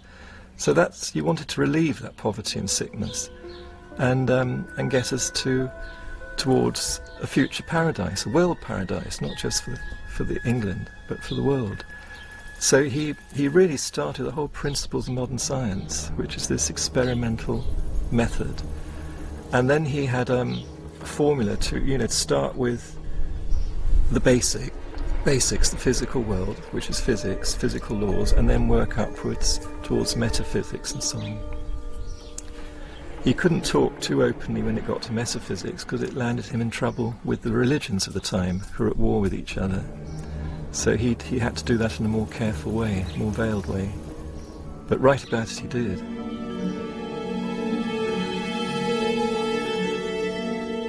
Bacon's metaphysical ideas led him into teachings that would have been condemned by both the Catholic and Protestant churches of his day.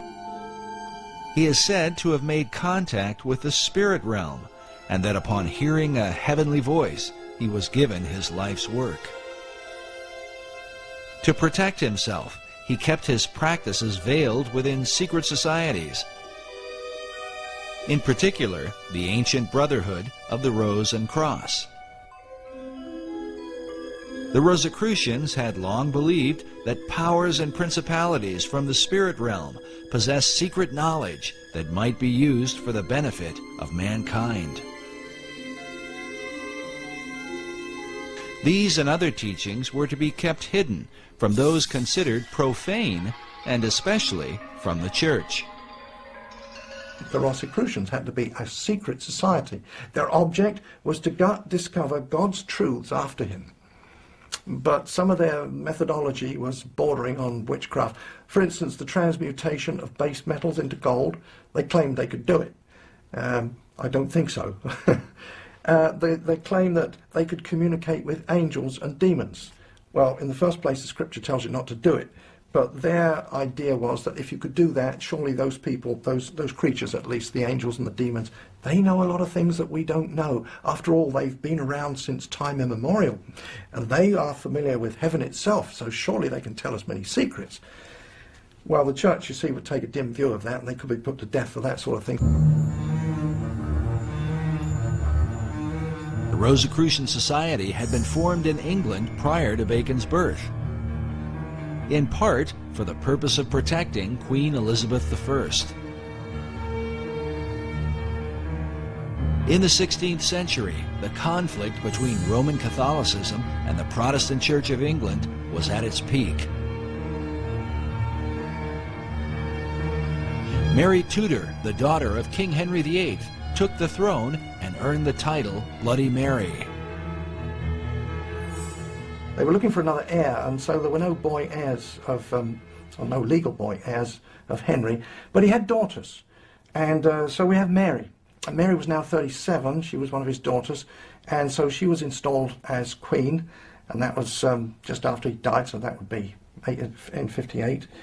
And she was a Catholic, a dyed-in-the-wool Catholic, and she had actually married Prince Philip II of Spain. Of course, he was a Catholic too. So the first thing that Mary did was to repeal those laws which permitted the Protestants to practice their religion. Repealed them and then forcefully put to death as many Christians that were of the Protestant faith as she could find. Within the confines of the data that we have, she put to death 300, so there was 300 martyrs there that we know about in the short 6-year reign that she had. No one was safe from Mary's wrath against the so-called Protestant heretics, not even her own sister. Elizabeth Tudor was also the daughter of King Henry VIII, with his second wife, Anne Boleyn, whom Henry had married after divorcing Catherine of Aragon, the mother of Queen Mary. When she was installed as queen, she put her sister Elizabeth I in jail because she was suspected of being a Protestant, so she went to the Tower of London.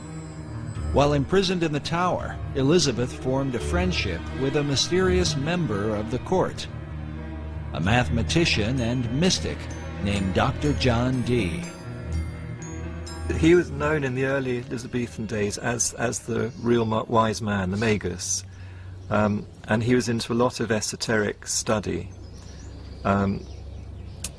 You know, he was certainly an initiate of the wisdom traditions. Dr. John Dee was one of the foremost geniuses of his day. John Dee was 34 years older than Francis Bacon, and John Dee was a mathematician, lived in London. He was a mathematician and astrologer to Queen Mary, Tudor. That's Bloody Mary.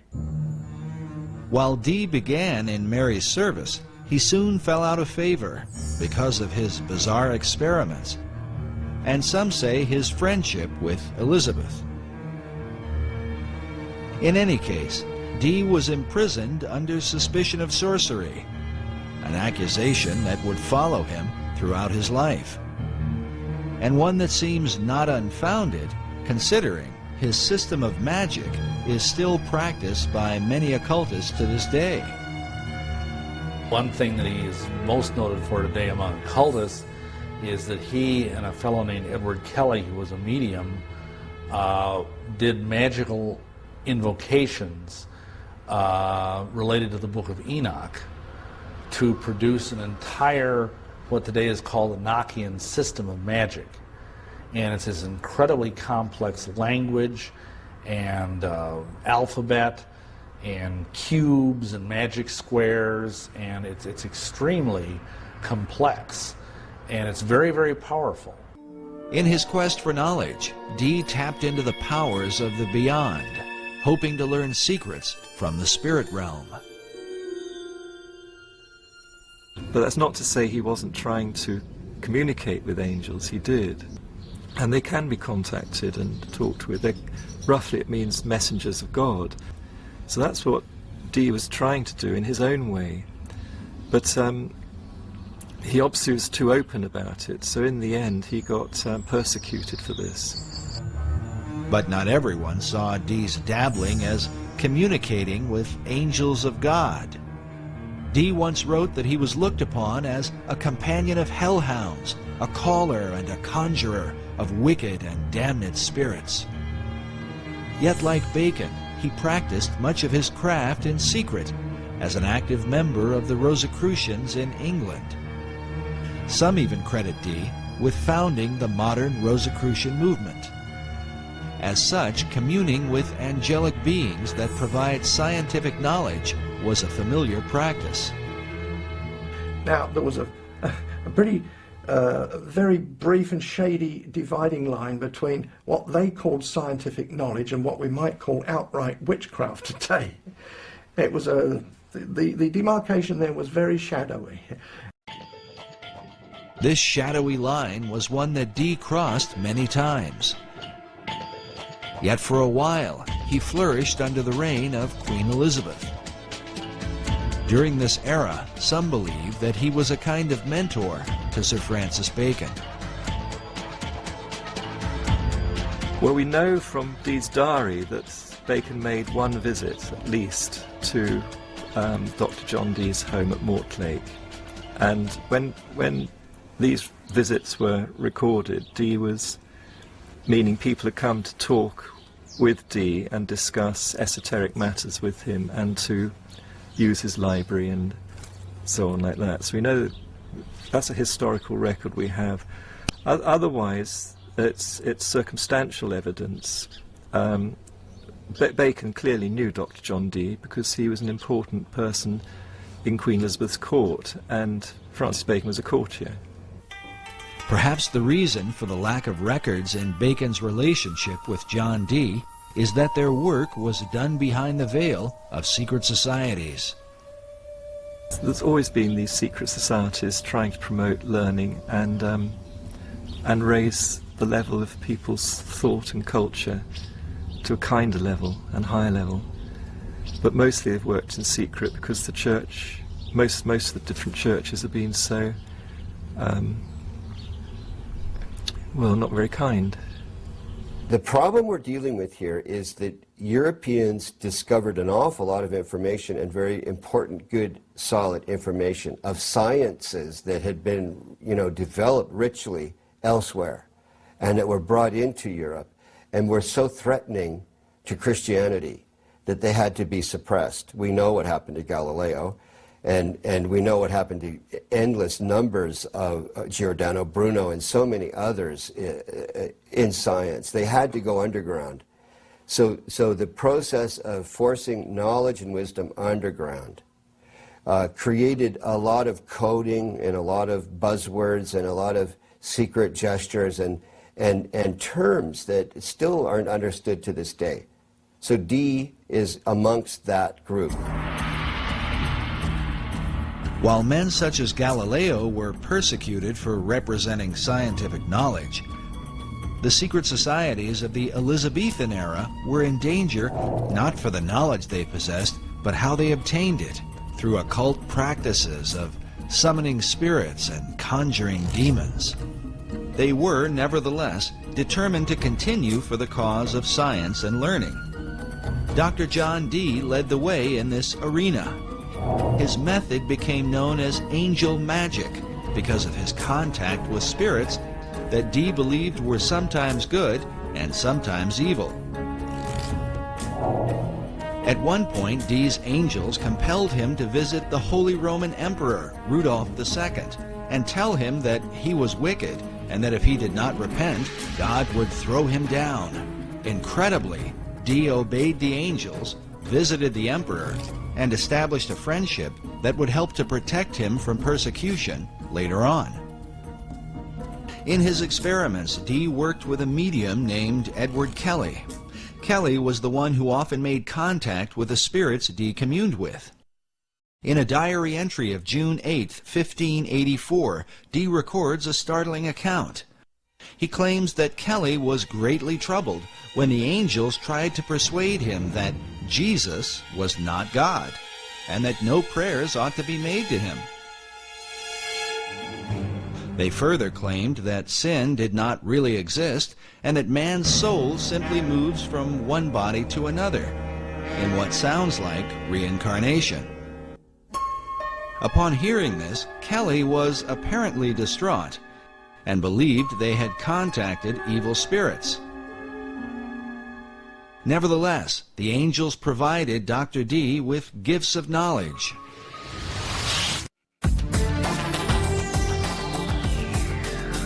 Dee was the first to apply Euclidean geometry to navigation. He built the instruments for and trained the first-rate navigators.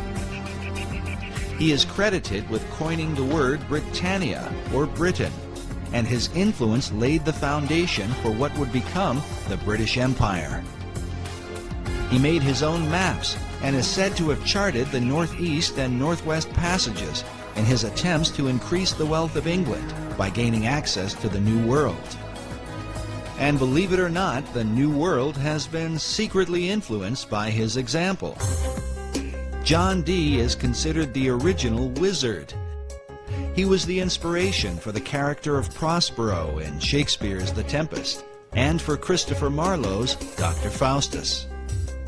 In the modern world, Dee was the role model for J.K. Rowling's Albus Dumbledore in the Harry Potter books, the character of Gandalf in Tolkien's Lord of the Rings, and even Ian Fleming's James Bond. Few people know that John Dee was the original Agent 007 in Her Majesty's Secret Service. Ian Fleming got the idea for his designation 007 for James Bond from the fact that that was how John Dee would sign his correspondence when he was overseas working as a spy for Queen Elizabeth. He would always sign his name 007. And that's where the concept came in for James Bond. Because James Bond was originally intended to be kind of a modern-day Dr. John Dee, although it never really developed that way. While Dee's character continues to intrigue, some would argue that compelling the imaginations of literary minds was not his greatest influence. This image shows what appears to be a wizened old man passing a lamp in the dead of night to a younger man in Elizabethan clothing. Baconians believe this old-world engraving represents Dr. John Dee passing the lamp of esoteric knowledge and wisdom to his successor, Francis Bacon. Both Bacon and Dee were men of science, dedicated to the advancement of learning.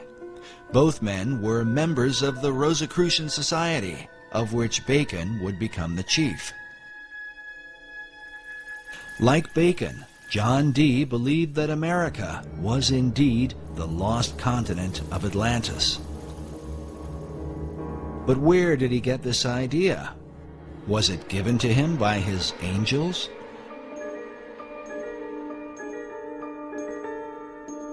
And did he pass this concept on to Francis Bacon? We can only speculate. But when Queen Elizabeth took the throne, the dream of colonizing this new Atlantis would come closer to being a reality. When Bloody Mary, as she was called, this was Mary Tudor, who had been now on the throne and persecuting the Christians, and she died, perhaps ironically, with a false pregnancy. And so when she died in 1558, then after that, Elizabeth I came in as queen. And so there were questions of what day should be chosen for Elizabeth's coronation. The coronation of a new ruler was an important event, the timing of which, it was believed, could determine the success or failure of a monarch's reign. To ensure her good fortune, Elizabeth called upon her old friend, Dr. John Dee. He was the Queen's astrologer, too. He computed the date for her to be crowned. Astrology in those days didn't mean necessarily what we understand it to mean today. There were some odd things about it, but there was a study of the stars that we would call today astronomy. So they had to know about the movements of the stars and the planets, and they were pretty knowledgeable about that. So it was a strange mixture of astrology and astronomy. So that's what he was doing. It's debatable how the efforts of Dee's astrology impacted the course of England.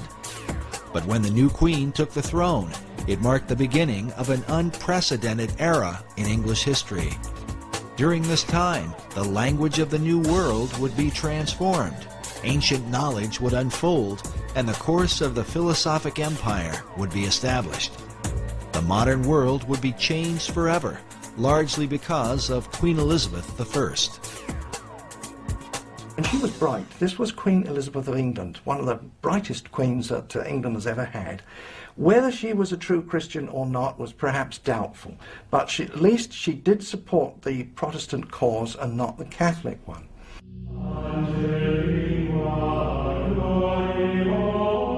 The Queen's Protestant faith made her immediate enemies in Rome. In April of 1570, Pope Pius V issued a papal bull excommunicating her from, quote, the unity of the body of Christ. Well, that meant that the Pope was saying to all the Catholic kings of Europe, go and invade England, kill the Queen, take over the country, make it Catholic, and I'll give you my blessing. So that was a huge threat to England and the Queen. So the English, who didn't like that, didn't like that idea, they formed a close-knit protection around the Queen and their country. To answer the threat of spies and assassins from Rome, the English set up an intelligence network under the leadership of Sir Francis Walsingham, known as the Queen's Spy Master. Among his secret agents were Dr. John Dee and later on Sir Francis Bacon, along with their Rosicrucian Society, which is said to have been formed in England for the purpose of protecting Elizabeth. But some suspect the Order of the Rose and Cross had yet another agenda. I think they would have definitely been on the Protestant side of things. They would have had a vested interest in using all of their both political savvy and occult savvy to protect the Queen, but I also think they had an esoteric agenda as well. This society had a very esoteric base. Behind it had links with the wisdom societies, the wisdom traditions throughout Europe, and inherited a lot of that wisdom light being passed on. And so they had an inner program which was to try to raise consciousness of society. According to Bacon, Rosicrucianism seemed to represent the very heart and focus of the entire New Atlantis concept. Francis Bacon's last book that he was writing at the time when he allegedly died, that was 1626, but his last book was called The New Atlantis, and the subtitle was The Land of the Rosicrucians. Why the land of the Rosicrucians, or Rosicrucians? Why did Bacon deem their influence to be so important? Rosicrucianism gets its name from the symbols, the main symbols used, and that's the rose and the cross. But these are very ancient symbols. They go back long way in time, and been used by different societies for thousands of years. In the hands of different societies, the symbol has been interpreted in a variety of ways. There is the decipherment of the rose that received much attention in Dan Brown's Da Vinci Code. The rose is a symbol of secrecy, and the term in Latin that characterized the relationship of the rose to secrecy was sub rosa, meaning under the rose. So secret orders world round, when they swear to secrecy, swear sub rosa. The secrecy of the rose represents the hidden knowledge of the ancient mystery religion, while the cross symbolizes Christianity. The combining of these two is what defines the belief of nearly all the secret orders. The symbology there is the infusion of all this Eastern Persian spirituality into Christianity. Was this fusion of beliefs a part of Bacon's plan? And what sort of impact could it have? The Reformers argued that the mixture of paganism and Christianity is what produced the Dark Ages. Would Bacon's program of the Rose and Cross be a blessing or a curse?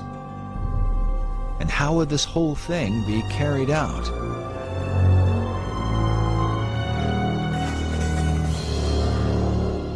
When one follows the Rosicrucian trail, John Dee was a very, very key influence in the historical Rosicrucians, and some say even the founder of it, the first president of it.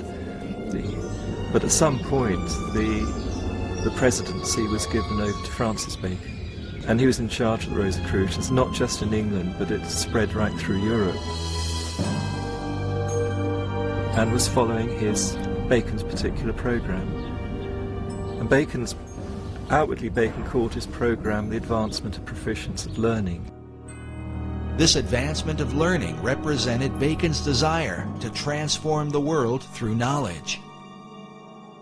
But he recognized that the key to obtaining knowledge was in a people's ability to communicate. As such, Bacon worked to reform the English language in ways never before realized. And it is a bit strange that the English language, as crude as it was in the time of Bacon's youth, by the time he died, it was becoming one of the most refined languages. But in England at that time, the English was dreadful. It was garbled with all kinds of different dialects, because if you think about it, England was made up of the Saxons, the Danes, the Gauls who had invaded, they were the Frenchmen, and they had a whole mixture of languages. So very often one Englishman could not communicate with another. To address the problem, Bacon surrounded himself with writers and poets who were like-minded. All these people, these kind of intellectual people, they all read and wrote in Latin, but they said, look, we need an English language. We're going to be a great country. So they needed a language and literature. So how to develop that skill. And that's what, I think that's principally what Bacon did. He gathered around him a literary society, you know, writers, poets, artists as well. And some of them were employed to as part of the Secret Service of Queen Elizabeth. And they had communications with people all over Europe, in all the different countries of Europe. And from their letters they derived the roots of new English words, which they invented and put out. These new words were put out through a variety of literary works, books and poems and plays of the theater. Bacon's circle of writers and poets were largely responsible for the explosion of English literature during the Elizabethan era. They included such notable authors as Ben Jonson, Christopher Marlowe, Sir Walter Raleigh, and Edmund Spenser, to name a few. In addition, Bacon was dedicated to bringing the sacred knowledge of the ancient world to English-speaking people, knowledge otherwise kept hidden by the barriers of language. When he died, and subsequent to that, they've culled together at least 2,000 books. Not books that he wrote, because obviously one man couldn't write that number, but he had what he called a scriptorium. These were scribes who he paid to write for him. When he was the Lord High Chancellor of England, he had wealth, and he used to pay the scriptorium, these scribes, and he paid people to translate the classic books, Homer's Iliad, all the old Greek, the Roman classics, and all those classics, Livy, translate them all into English and put them in books. It turns out too that Bacon had a printing press. He had a factory with using brass plates for printing. That was his own thing. Nobody knew about that until rather recently. But nevertheless, there were 2,000 works that we know of that passed through his hands in one way or another to give literacy to the English public.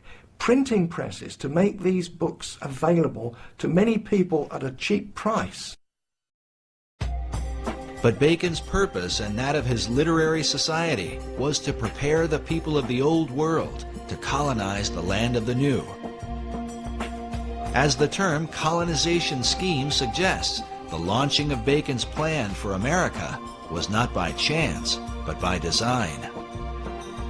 It could be said that his great scheme began at an early age, perhaps when he was sent by Queen Elizabeth I to the court of France, where he was inspired by the example of the French poets.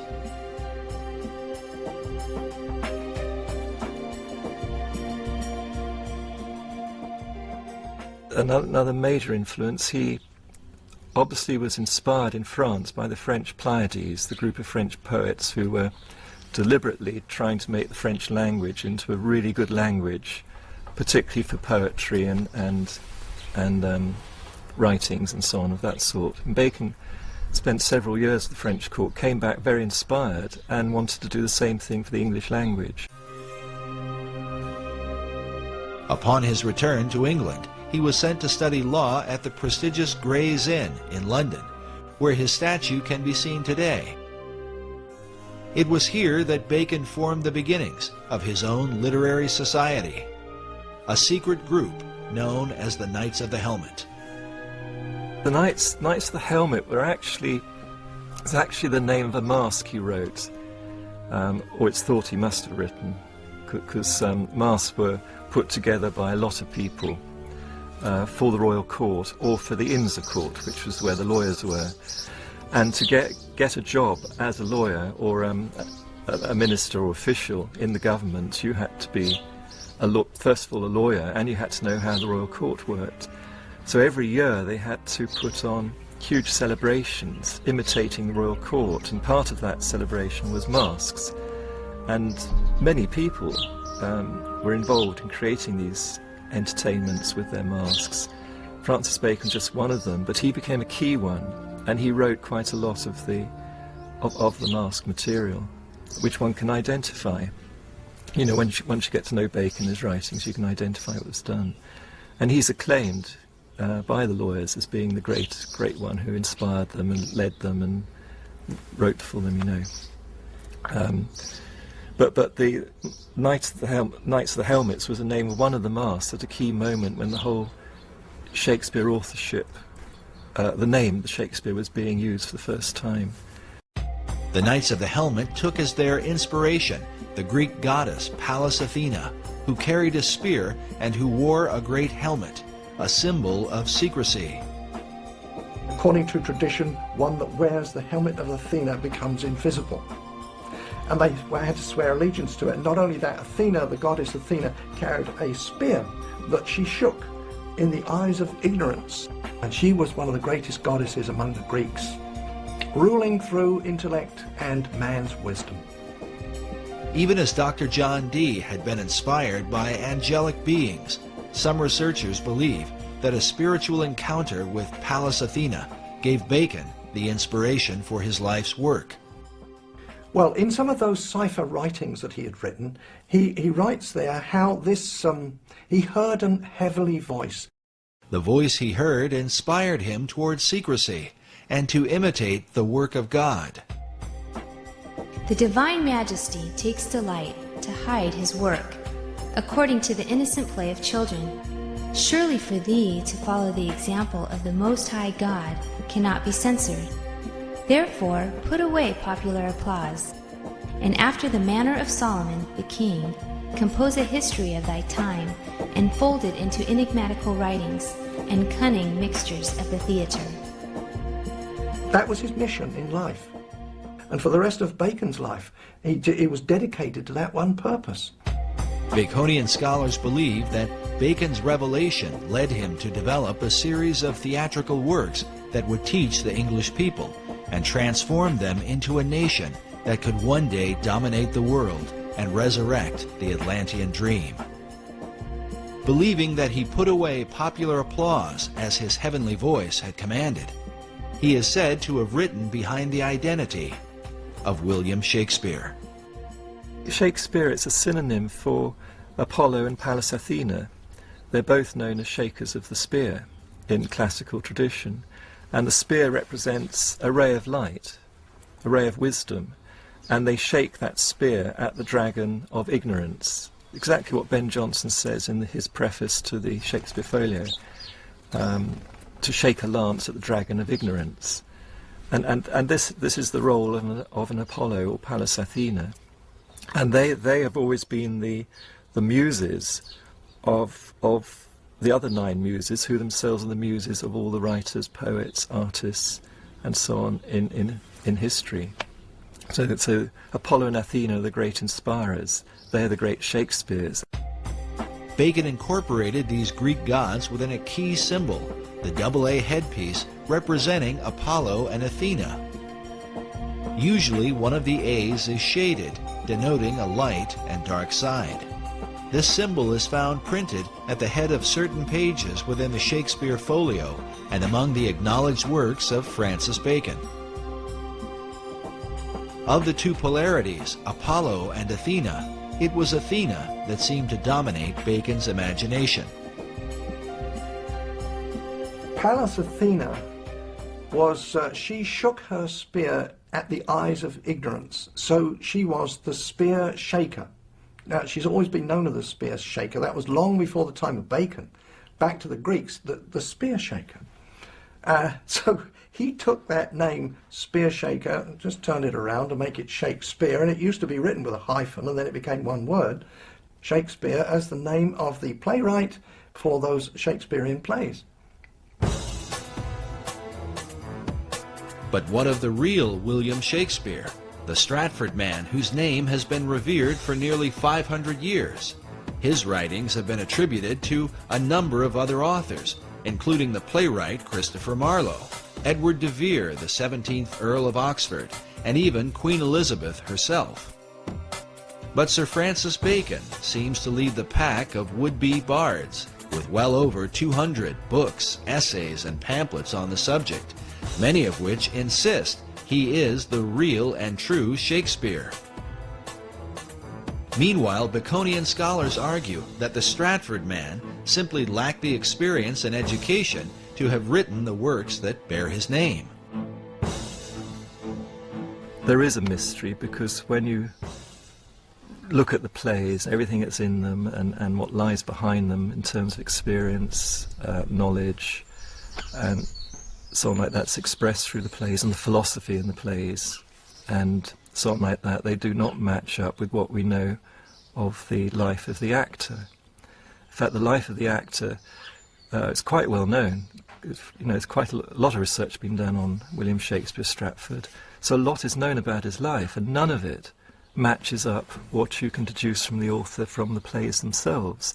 In fact, the more we find out about the life of the actor, the worse it gets. Here you have a guy who is barely literate enough to make a mark, much less write his name. His mark was only existent in 5 documents. There's not a single letter either from him or to him by any of his contemporaries. How can this guy have written the greatest literary works in the history of the world? It just didn't happen. Whoever's the author certainly knew about certain things happening abroad in the royal courts, in France, in Italy, and in Spain. Not only taught the workings of the court, but the intrigues as well, and who would know that? Certainly not a play actor like the William Shakespeare. There's no way that man could have known the intrigues that went on inside the court. But Francis Bacon did. He was well familiar with it. He was brought up in the court. You can't just say, oh, genius did it all. It's impossible for genius alone to do that. You've got to have all that background experience, knowledge, and so on, to get something like the Shakespeare plays. There's even a quote from one of the justices, one of the English justices, that it's clear that from the Shakespeare writings that the author had to be an attorney, because there is not a single legal error contained in any of them. The author writes naturally as if he's a lawyer. It doesn't just put in legal terms here and there just to suit the story. It just legal terms and the whole legal jargon just rolls off him absolutely naturally, as if he's used to living in that environment all the time. Well, that doesn't fit the actor from Stratford. There's just no way the historic William Shakespeare could have written these plays. There's only one person who could possibly be the author of those plays, which is Francis Bacon. Yet wouldn't the colossal size of all the plays, poems, and sonnets be too much for Bacon himself to complete, especially while becoming a lawyer, launching modern science, and writing the many other works attributed to him? This could be where the Knights of the Helmet took part, as evidence suggests that the plays may have been the collective effort of Bacon's literary society. We know from historical records that Bacon actually had a literary group around him. Some of them were actually paid, employed by him, and others just did it voluntarily. A big group. Why? Why did he do that? You don't employ a lot of people, or writers, poets, artists, and as well as cipher experts and so on. You don't employ them for nothing. So what did they do? And then you get the answer, the Shakespeare plays, because scholars have found out there's been other contributions in the plays from other poets and so on, who all put a little bit in here and there, and then you find that they were either associated with or employed by Bacon in that group. They're all part of this one group. So then the picture emerges of a typical Renaissance studio, but instead of being an artist, a painter with his studio of pupils, you've got a writer with his studio of pupils. working with him. They each contribute a little bit to the picture or the story, but the main artist or author is Francis Bacon himself.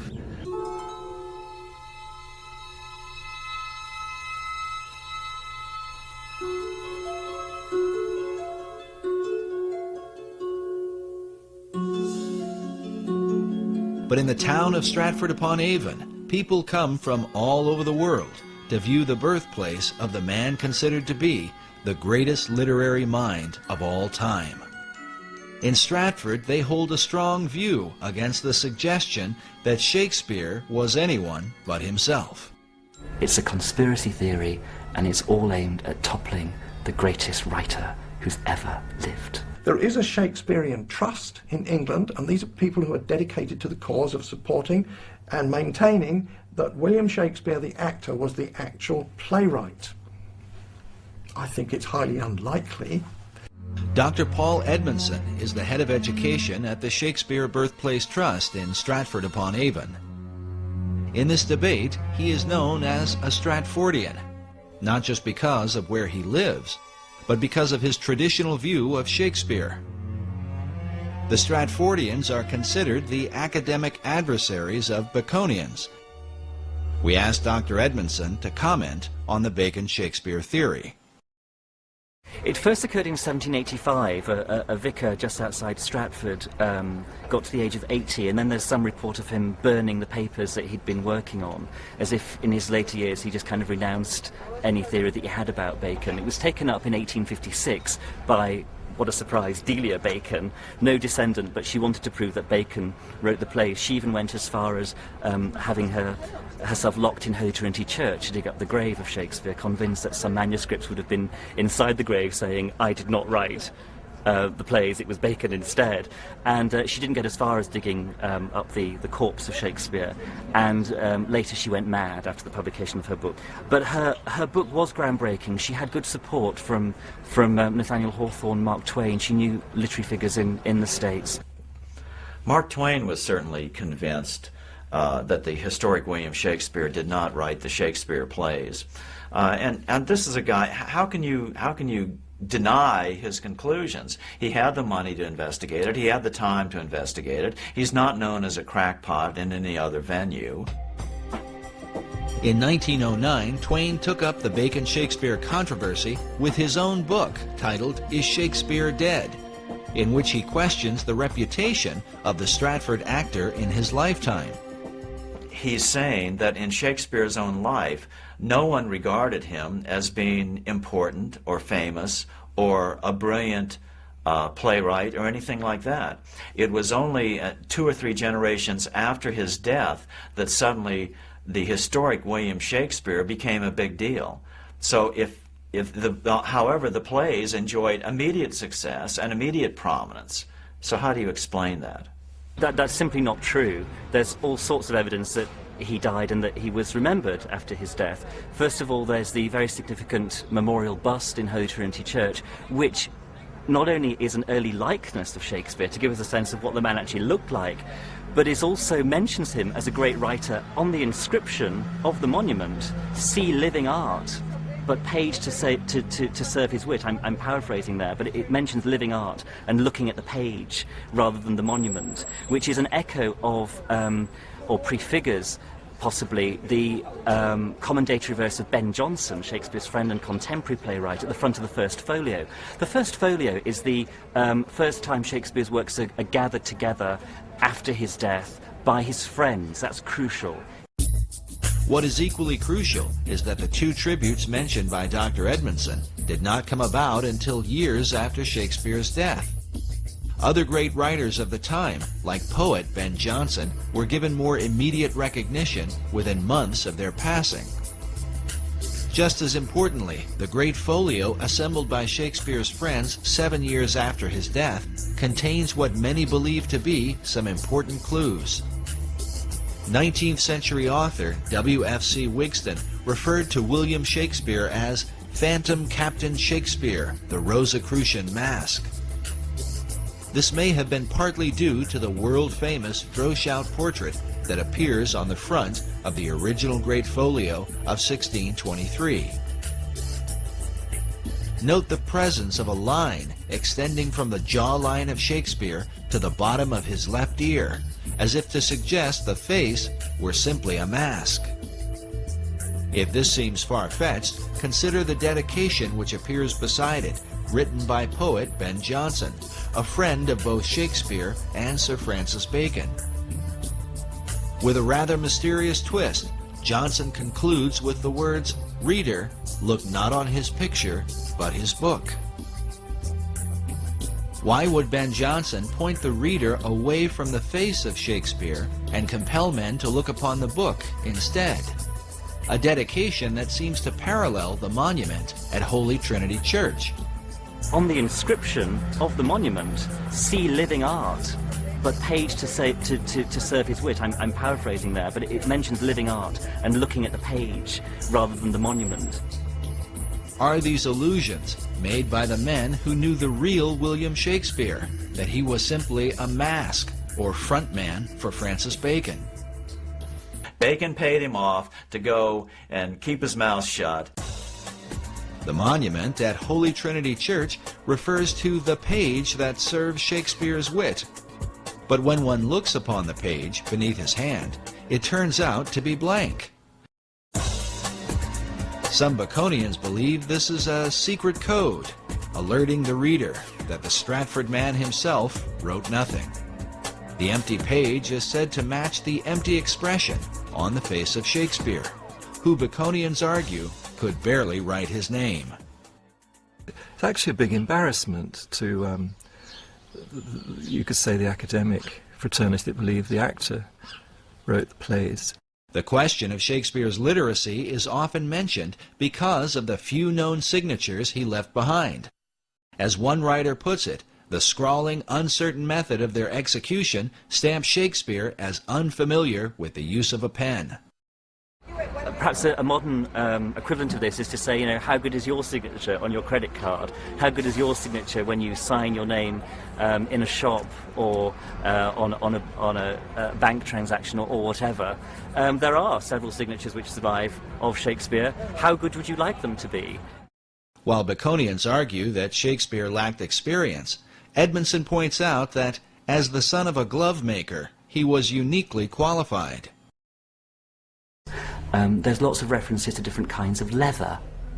For example, Feste's line in Act 3, Scene 1 of Twelfth Night about someone's wit being like a cheverel glove. Cheverel, as the son of a glove maker, Shakespeare would have known, is a kind of kid skin which stretches and stretches and stretches when you're making the gloves. It's a very soft, supple material to work with, and he'd have it immersed in the wordplay of one of Shakespeare's clowns. Francis Bacon knew nothing about different kinds of leather, I would suggest. Actually, you could turn this whole thing on its head and say that Shakespeare wrote Bacon, which is something that a lot of people don't suggest, because why bother to do it that way around? One of the problems is the Shakespearean trust is that while these objections come up to William Shakespeare being the author of the plays, they refuse to investigate the contrary evidence which has been put forward to them. They refuse to look into it. They refuse to look into the cipher codes that Bacon incorporated in the first folios, for instance. Bacon uses this cipher in the Shakespeare work and his own, and in the work under his own name. But he also, in doing that, signs his name and the name of the Rosicrucian fraternity. This code system of writing he used all his entire life. The examination of the cipher codes in Shakespeare's plays have filled hundreds of books and essays over the last few centuries. But perhaps the most specific evidence are the presence of Baconian and Rosicrucian emblems in the Great Folio of 1623 and in earlier works by Shakespeare. Bacon's light A and dark A symbol appears, representing the two Shakespeares, Apollo and Athena. Meanwhile, this Rosicrucian emblem, featuring the god Pan, is found prominently throughout the work. Other mystical headpieces with Rosicrucian symbolism are found both in the Shakespeare Folio of 1623 and in works openly published by Sir Francis Bacon. The varied symbols and ciphers clearly mark the presence of Bacon and his Rosicrucian fraternity, while to what extent they were involved in the writing of the plays remains a matter of debate. But perhaps the most compelling evidence is that the works of Shakespeare helped to accomplish exactly what Bacon and his Knights of the Helmet set out to achieve. While the numbers vary, the plays are said to have developed some 20,000 words for the English language, with some words being created, older words being revived, and current words being used in new ways. Could the actor from Stratford, with a limited education, have accomplished this coincidentally? The Shakespeare controversy was illustrated quite clearly by Masonic author Manly P. Hall in his book, The Secret Teachings of All Ages, where he reveals the veiled purpose behind the writing of the plays. He says, Sir Francis Bacon, the Rosicrucian initiate, wrote into the Shakespearean plays the secret teachings of the fraternity of the Rose and Cross, and the true rituals of the Masonic order. The Bacon-Shakespeare controversy involves the most profound aspects of science, religion, and ethics. He who solves its mystery may yet find therein the key to the supposedly lost wisdom of antiquity. The lost wisdom that Hall refers to is said to have begun in ancient Atlantis.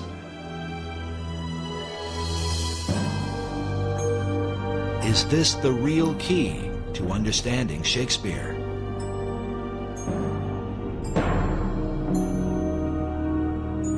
Incredibly, it may be said that the plays themselves represent the whole confusion of America's foundation. For while Shakespeare contains a clear representation of Christianity, with some 1,200 biblical references, along with them are plays with openly pagan and magical themes. Like the symbol of the Rose and Cross, the plays combine the teachings of Christianity with the wisdom of the mystery religion.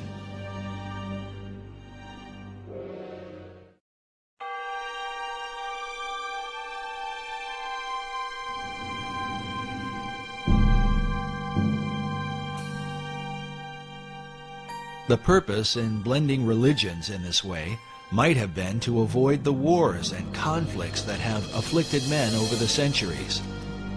Bacon, who saw religious persecution in his own day, may have inherited this view from an earlier Masonic influence, the Knights Templar. The whole episode of the fall of the Knights Templar is a matter of conflicting historical controversy. We do know that when they left the Holy Land, the order had increased in numbers and power, and by the beginning of the 1200s, they had returned to Europe, and the Knights Templar then became the dominant financial force in Europe. The Templars were the people that loaned the money. Well, of course, the popes and people to whom the money was, they owned the money, they could get rid of their debt by getting rid of the Templars, and they did.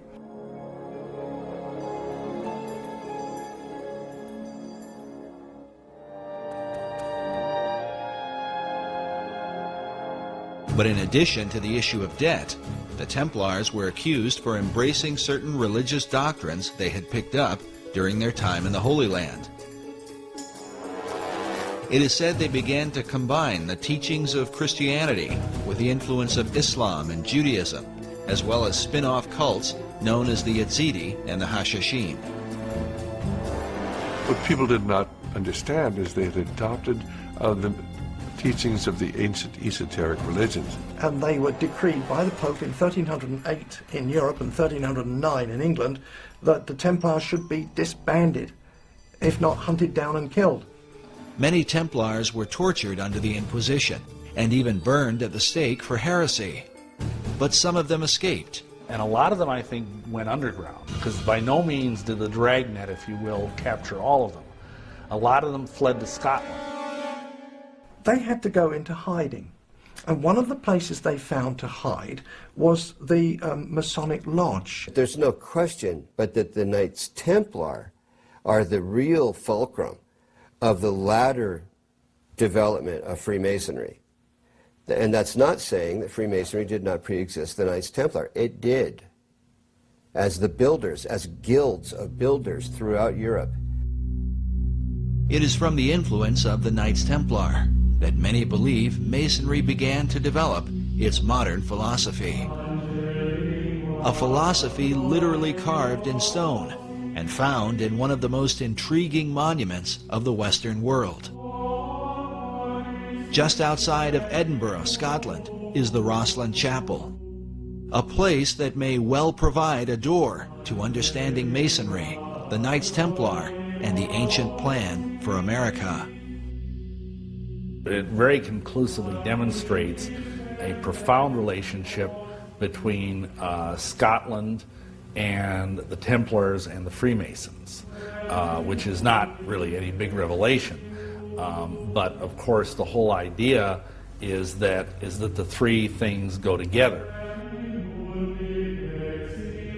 The chapel was built in the 15th century by William St. Clair. The tomb of his ancestor of the same name, and who died a century earlier, is found within. His name, as it appears, William St. Clair, Knight Templar, is believed to be a link between the Templars and the Scottish Masons who built this mysterious chapel. The chapel the foundation stone was laid in 1446, and it was finished about 1492. So it took 50-odd years to build. And the interesting fact is that William St. Clair, the builder, was 50 when the job started, and he died when it stopped. So this man was uniquely old, because in medieval times you wouldn't expect to live perhaps more than 35 years or so. But William St. Clair was into his 90s, so he was a remarkable character all the way around. Everything about him was remarkable, including the legacy he's left us. The legacy of Rosslyn Chapel seems to be the very essence of the Templar belief and that of secret societies everywhere. The removal of all boundaries concerning world religion. As noted before, this Gnostic theme is well captured in Dan Brown's best-selling book, The Da Vinci Code, a work that has created worldwide controversy. During our visit to Rosslyn Chapel, we encountered Erwin Lutzer, author of the book, The Da Vinci Deception. Of course, as we know, Rosslyn Chapel has become famous because of the Da Vinci Code.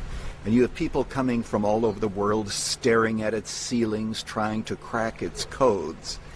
As we walk through it, it's very probable that the Masons who built it had a field day. They decided that they were going to combine all kinds of mythological elements along with the Bible. So you have Masonic elements in the chapel, you have some pagan elements, you have Christian elements, and they're all thrown together. Rosslyn Chapel is probably one of the most extraordinary buildings in the world. It is like a Disneyland of Masonry and Rosicrucianism. I think the chapel is an enigma. It satisfies the needs of a great number of people who come to Rosslyn for a whole raft of reasons.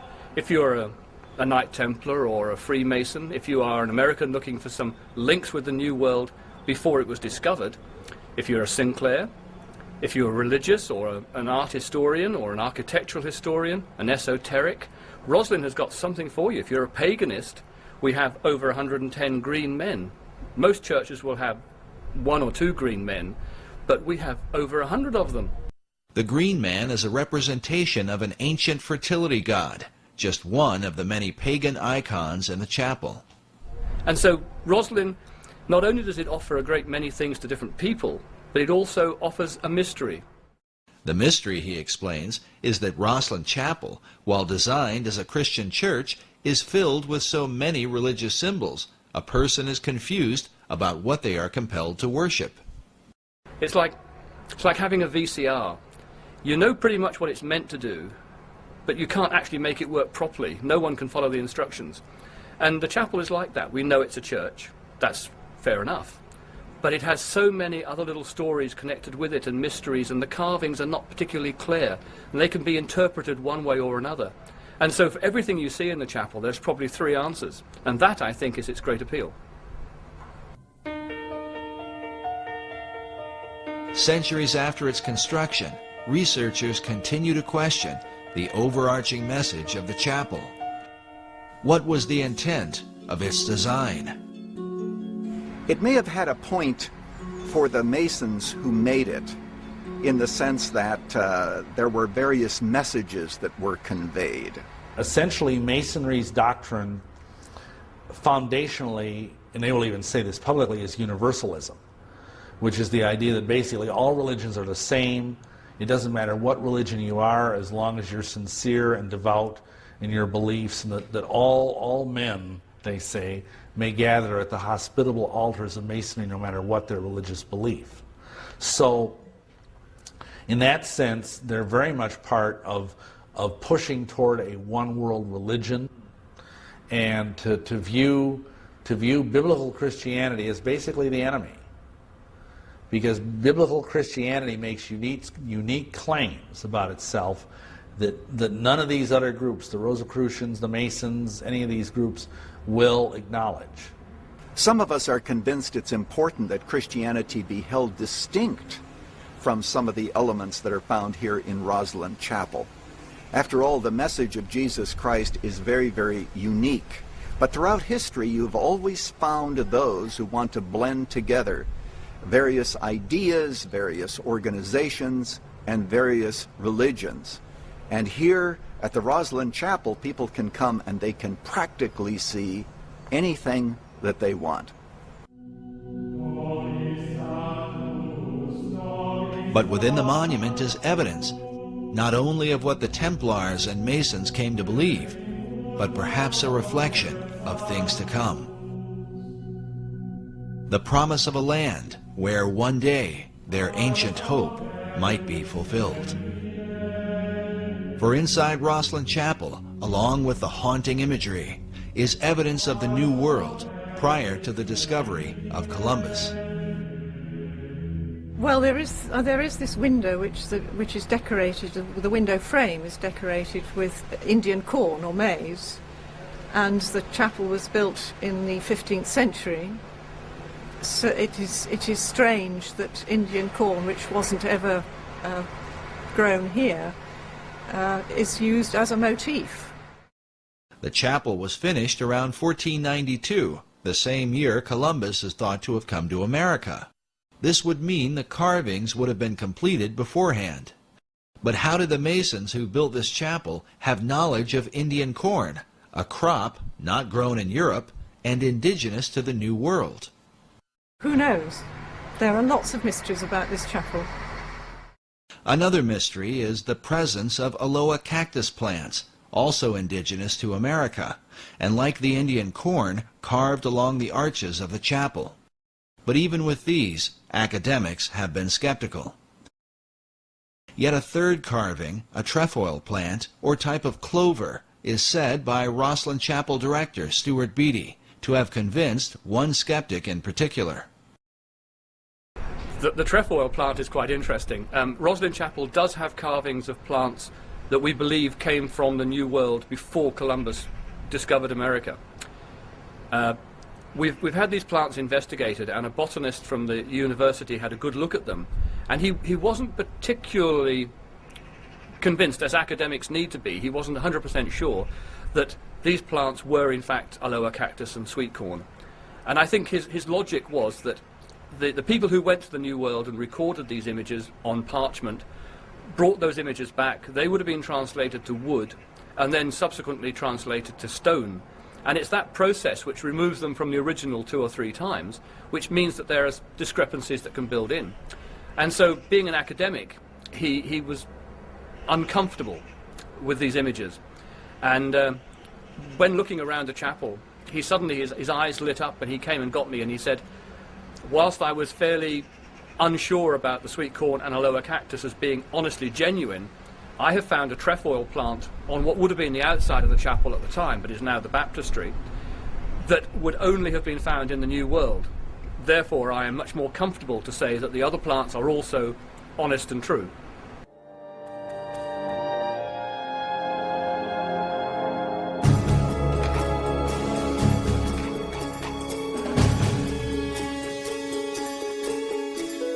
When the Templars were arrested in Europe, many of them are said to have escaped with a great fleet of ships that were never to be found. Could they have made their way to the New World? If so, they could have handed down this knowledge through secret societies to men like Francis Bacon, and before him, Christopher Columbus.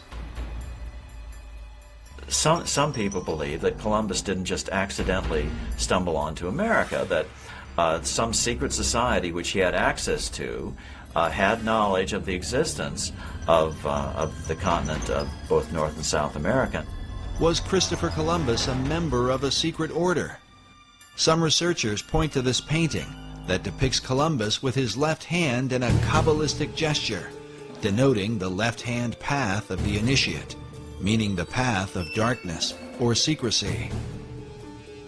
In addition, the ships of Columbus sailed to the New World adorned with red crosses on a white background, the symbol of the Knights Templar. Columbus's wife was the daughter of a famous Knights Templar line that passed along what are called portolands and cartographs that Columbus had direct access to. And we know that he robbed the Portuguese and brought all of those portolands to Isabella and Ferdinand. What I'm suggesting is that people knew about this new Atlantis. They knew at the time of Columbus and before the time of Columbus. But did the secret societies involved view the New World as Atlantis of old? And if so, from where did they develop this idea? Was it only from Plato's account? Or from a belief more deeply rooted in America's secret history? In his groundbreaking book, America B.C., Harvard professor Barry Fell reveals the presence of ancient Europeans in New England and the American Midwest as far back as 800 B.C. The author uncovers evidence of ancient Celts and Druids, with travelers from Spain, Libya, Carthage, Rome, and Egypt, all of whom came to the New World centuries prior to its so-called discovery by Columbus. His research exposes that the all-seeing eye was present in places like Vermont and New Hampshire long before the New Order of the Ages was declared. Does this stand as proof that America was indeed known by the ancients, and that its destiny has been the plan of secret societies from long ago? Sir Francis Bacon believed it was his mission to reform the world in preparation for building paradise on earth, to lead mankind into a new age. And Bacon himself called himself the herald of the new age, which is the title of Elijah. And in tradition, Elijah is said to come again and again to prepare people for the coming of the Messiah, or coming of the Christ, which has many different interpretations. As shown before, the Masonic Christ is perceived as the hypotenuse in the 47th proposition of Euclid. This rare Pythagorean symbol is found among the Masonic regalia of the 4th Earl of Rosslyn, whose family owns the Rosslyn Chapel. Oddly enough, this same emblem forms the heart of the design for Washington, D.C., known as the L'Enfant Triangle. Masonic author David Oveson claims that the entire city of Washington is based around this Pythagorean theorem. If so, America's capital might stand as the ultimate dedication to Bacon's great plan, a city designed symbolically to represent the Masonic Christ that Bacon came to herald. If these things are so, what can this mean for the secret destiny of America?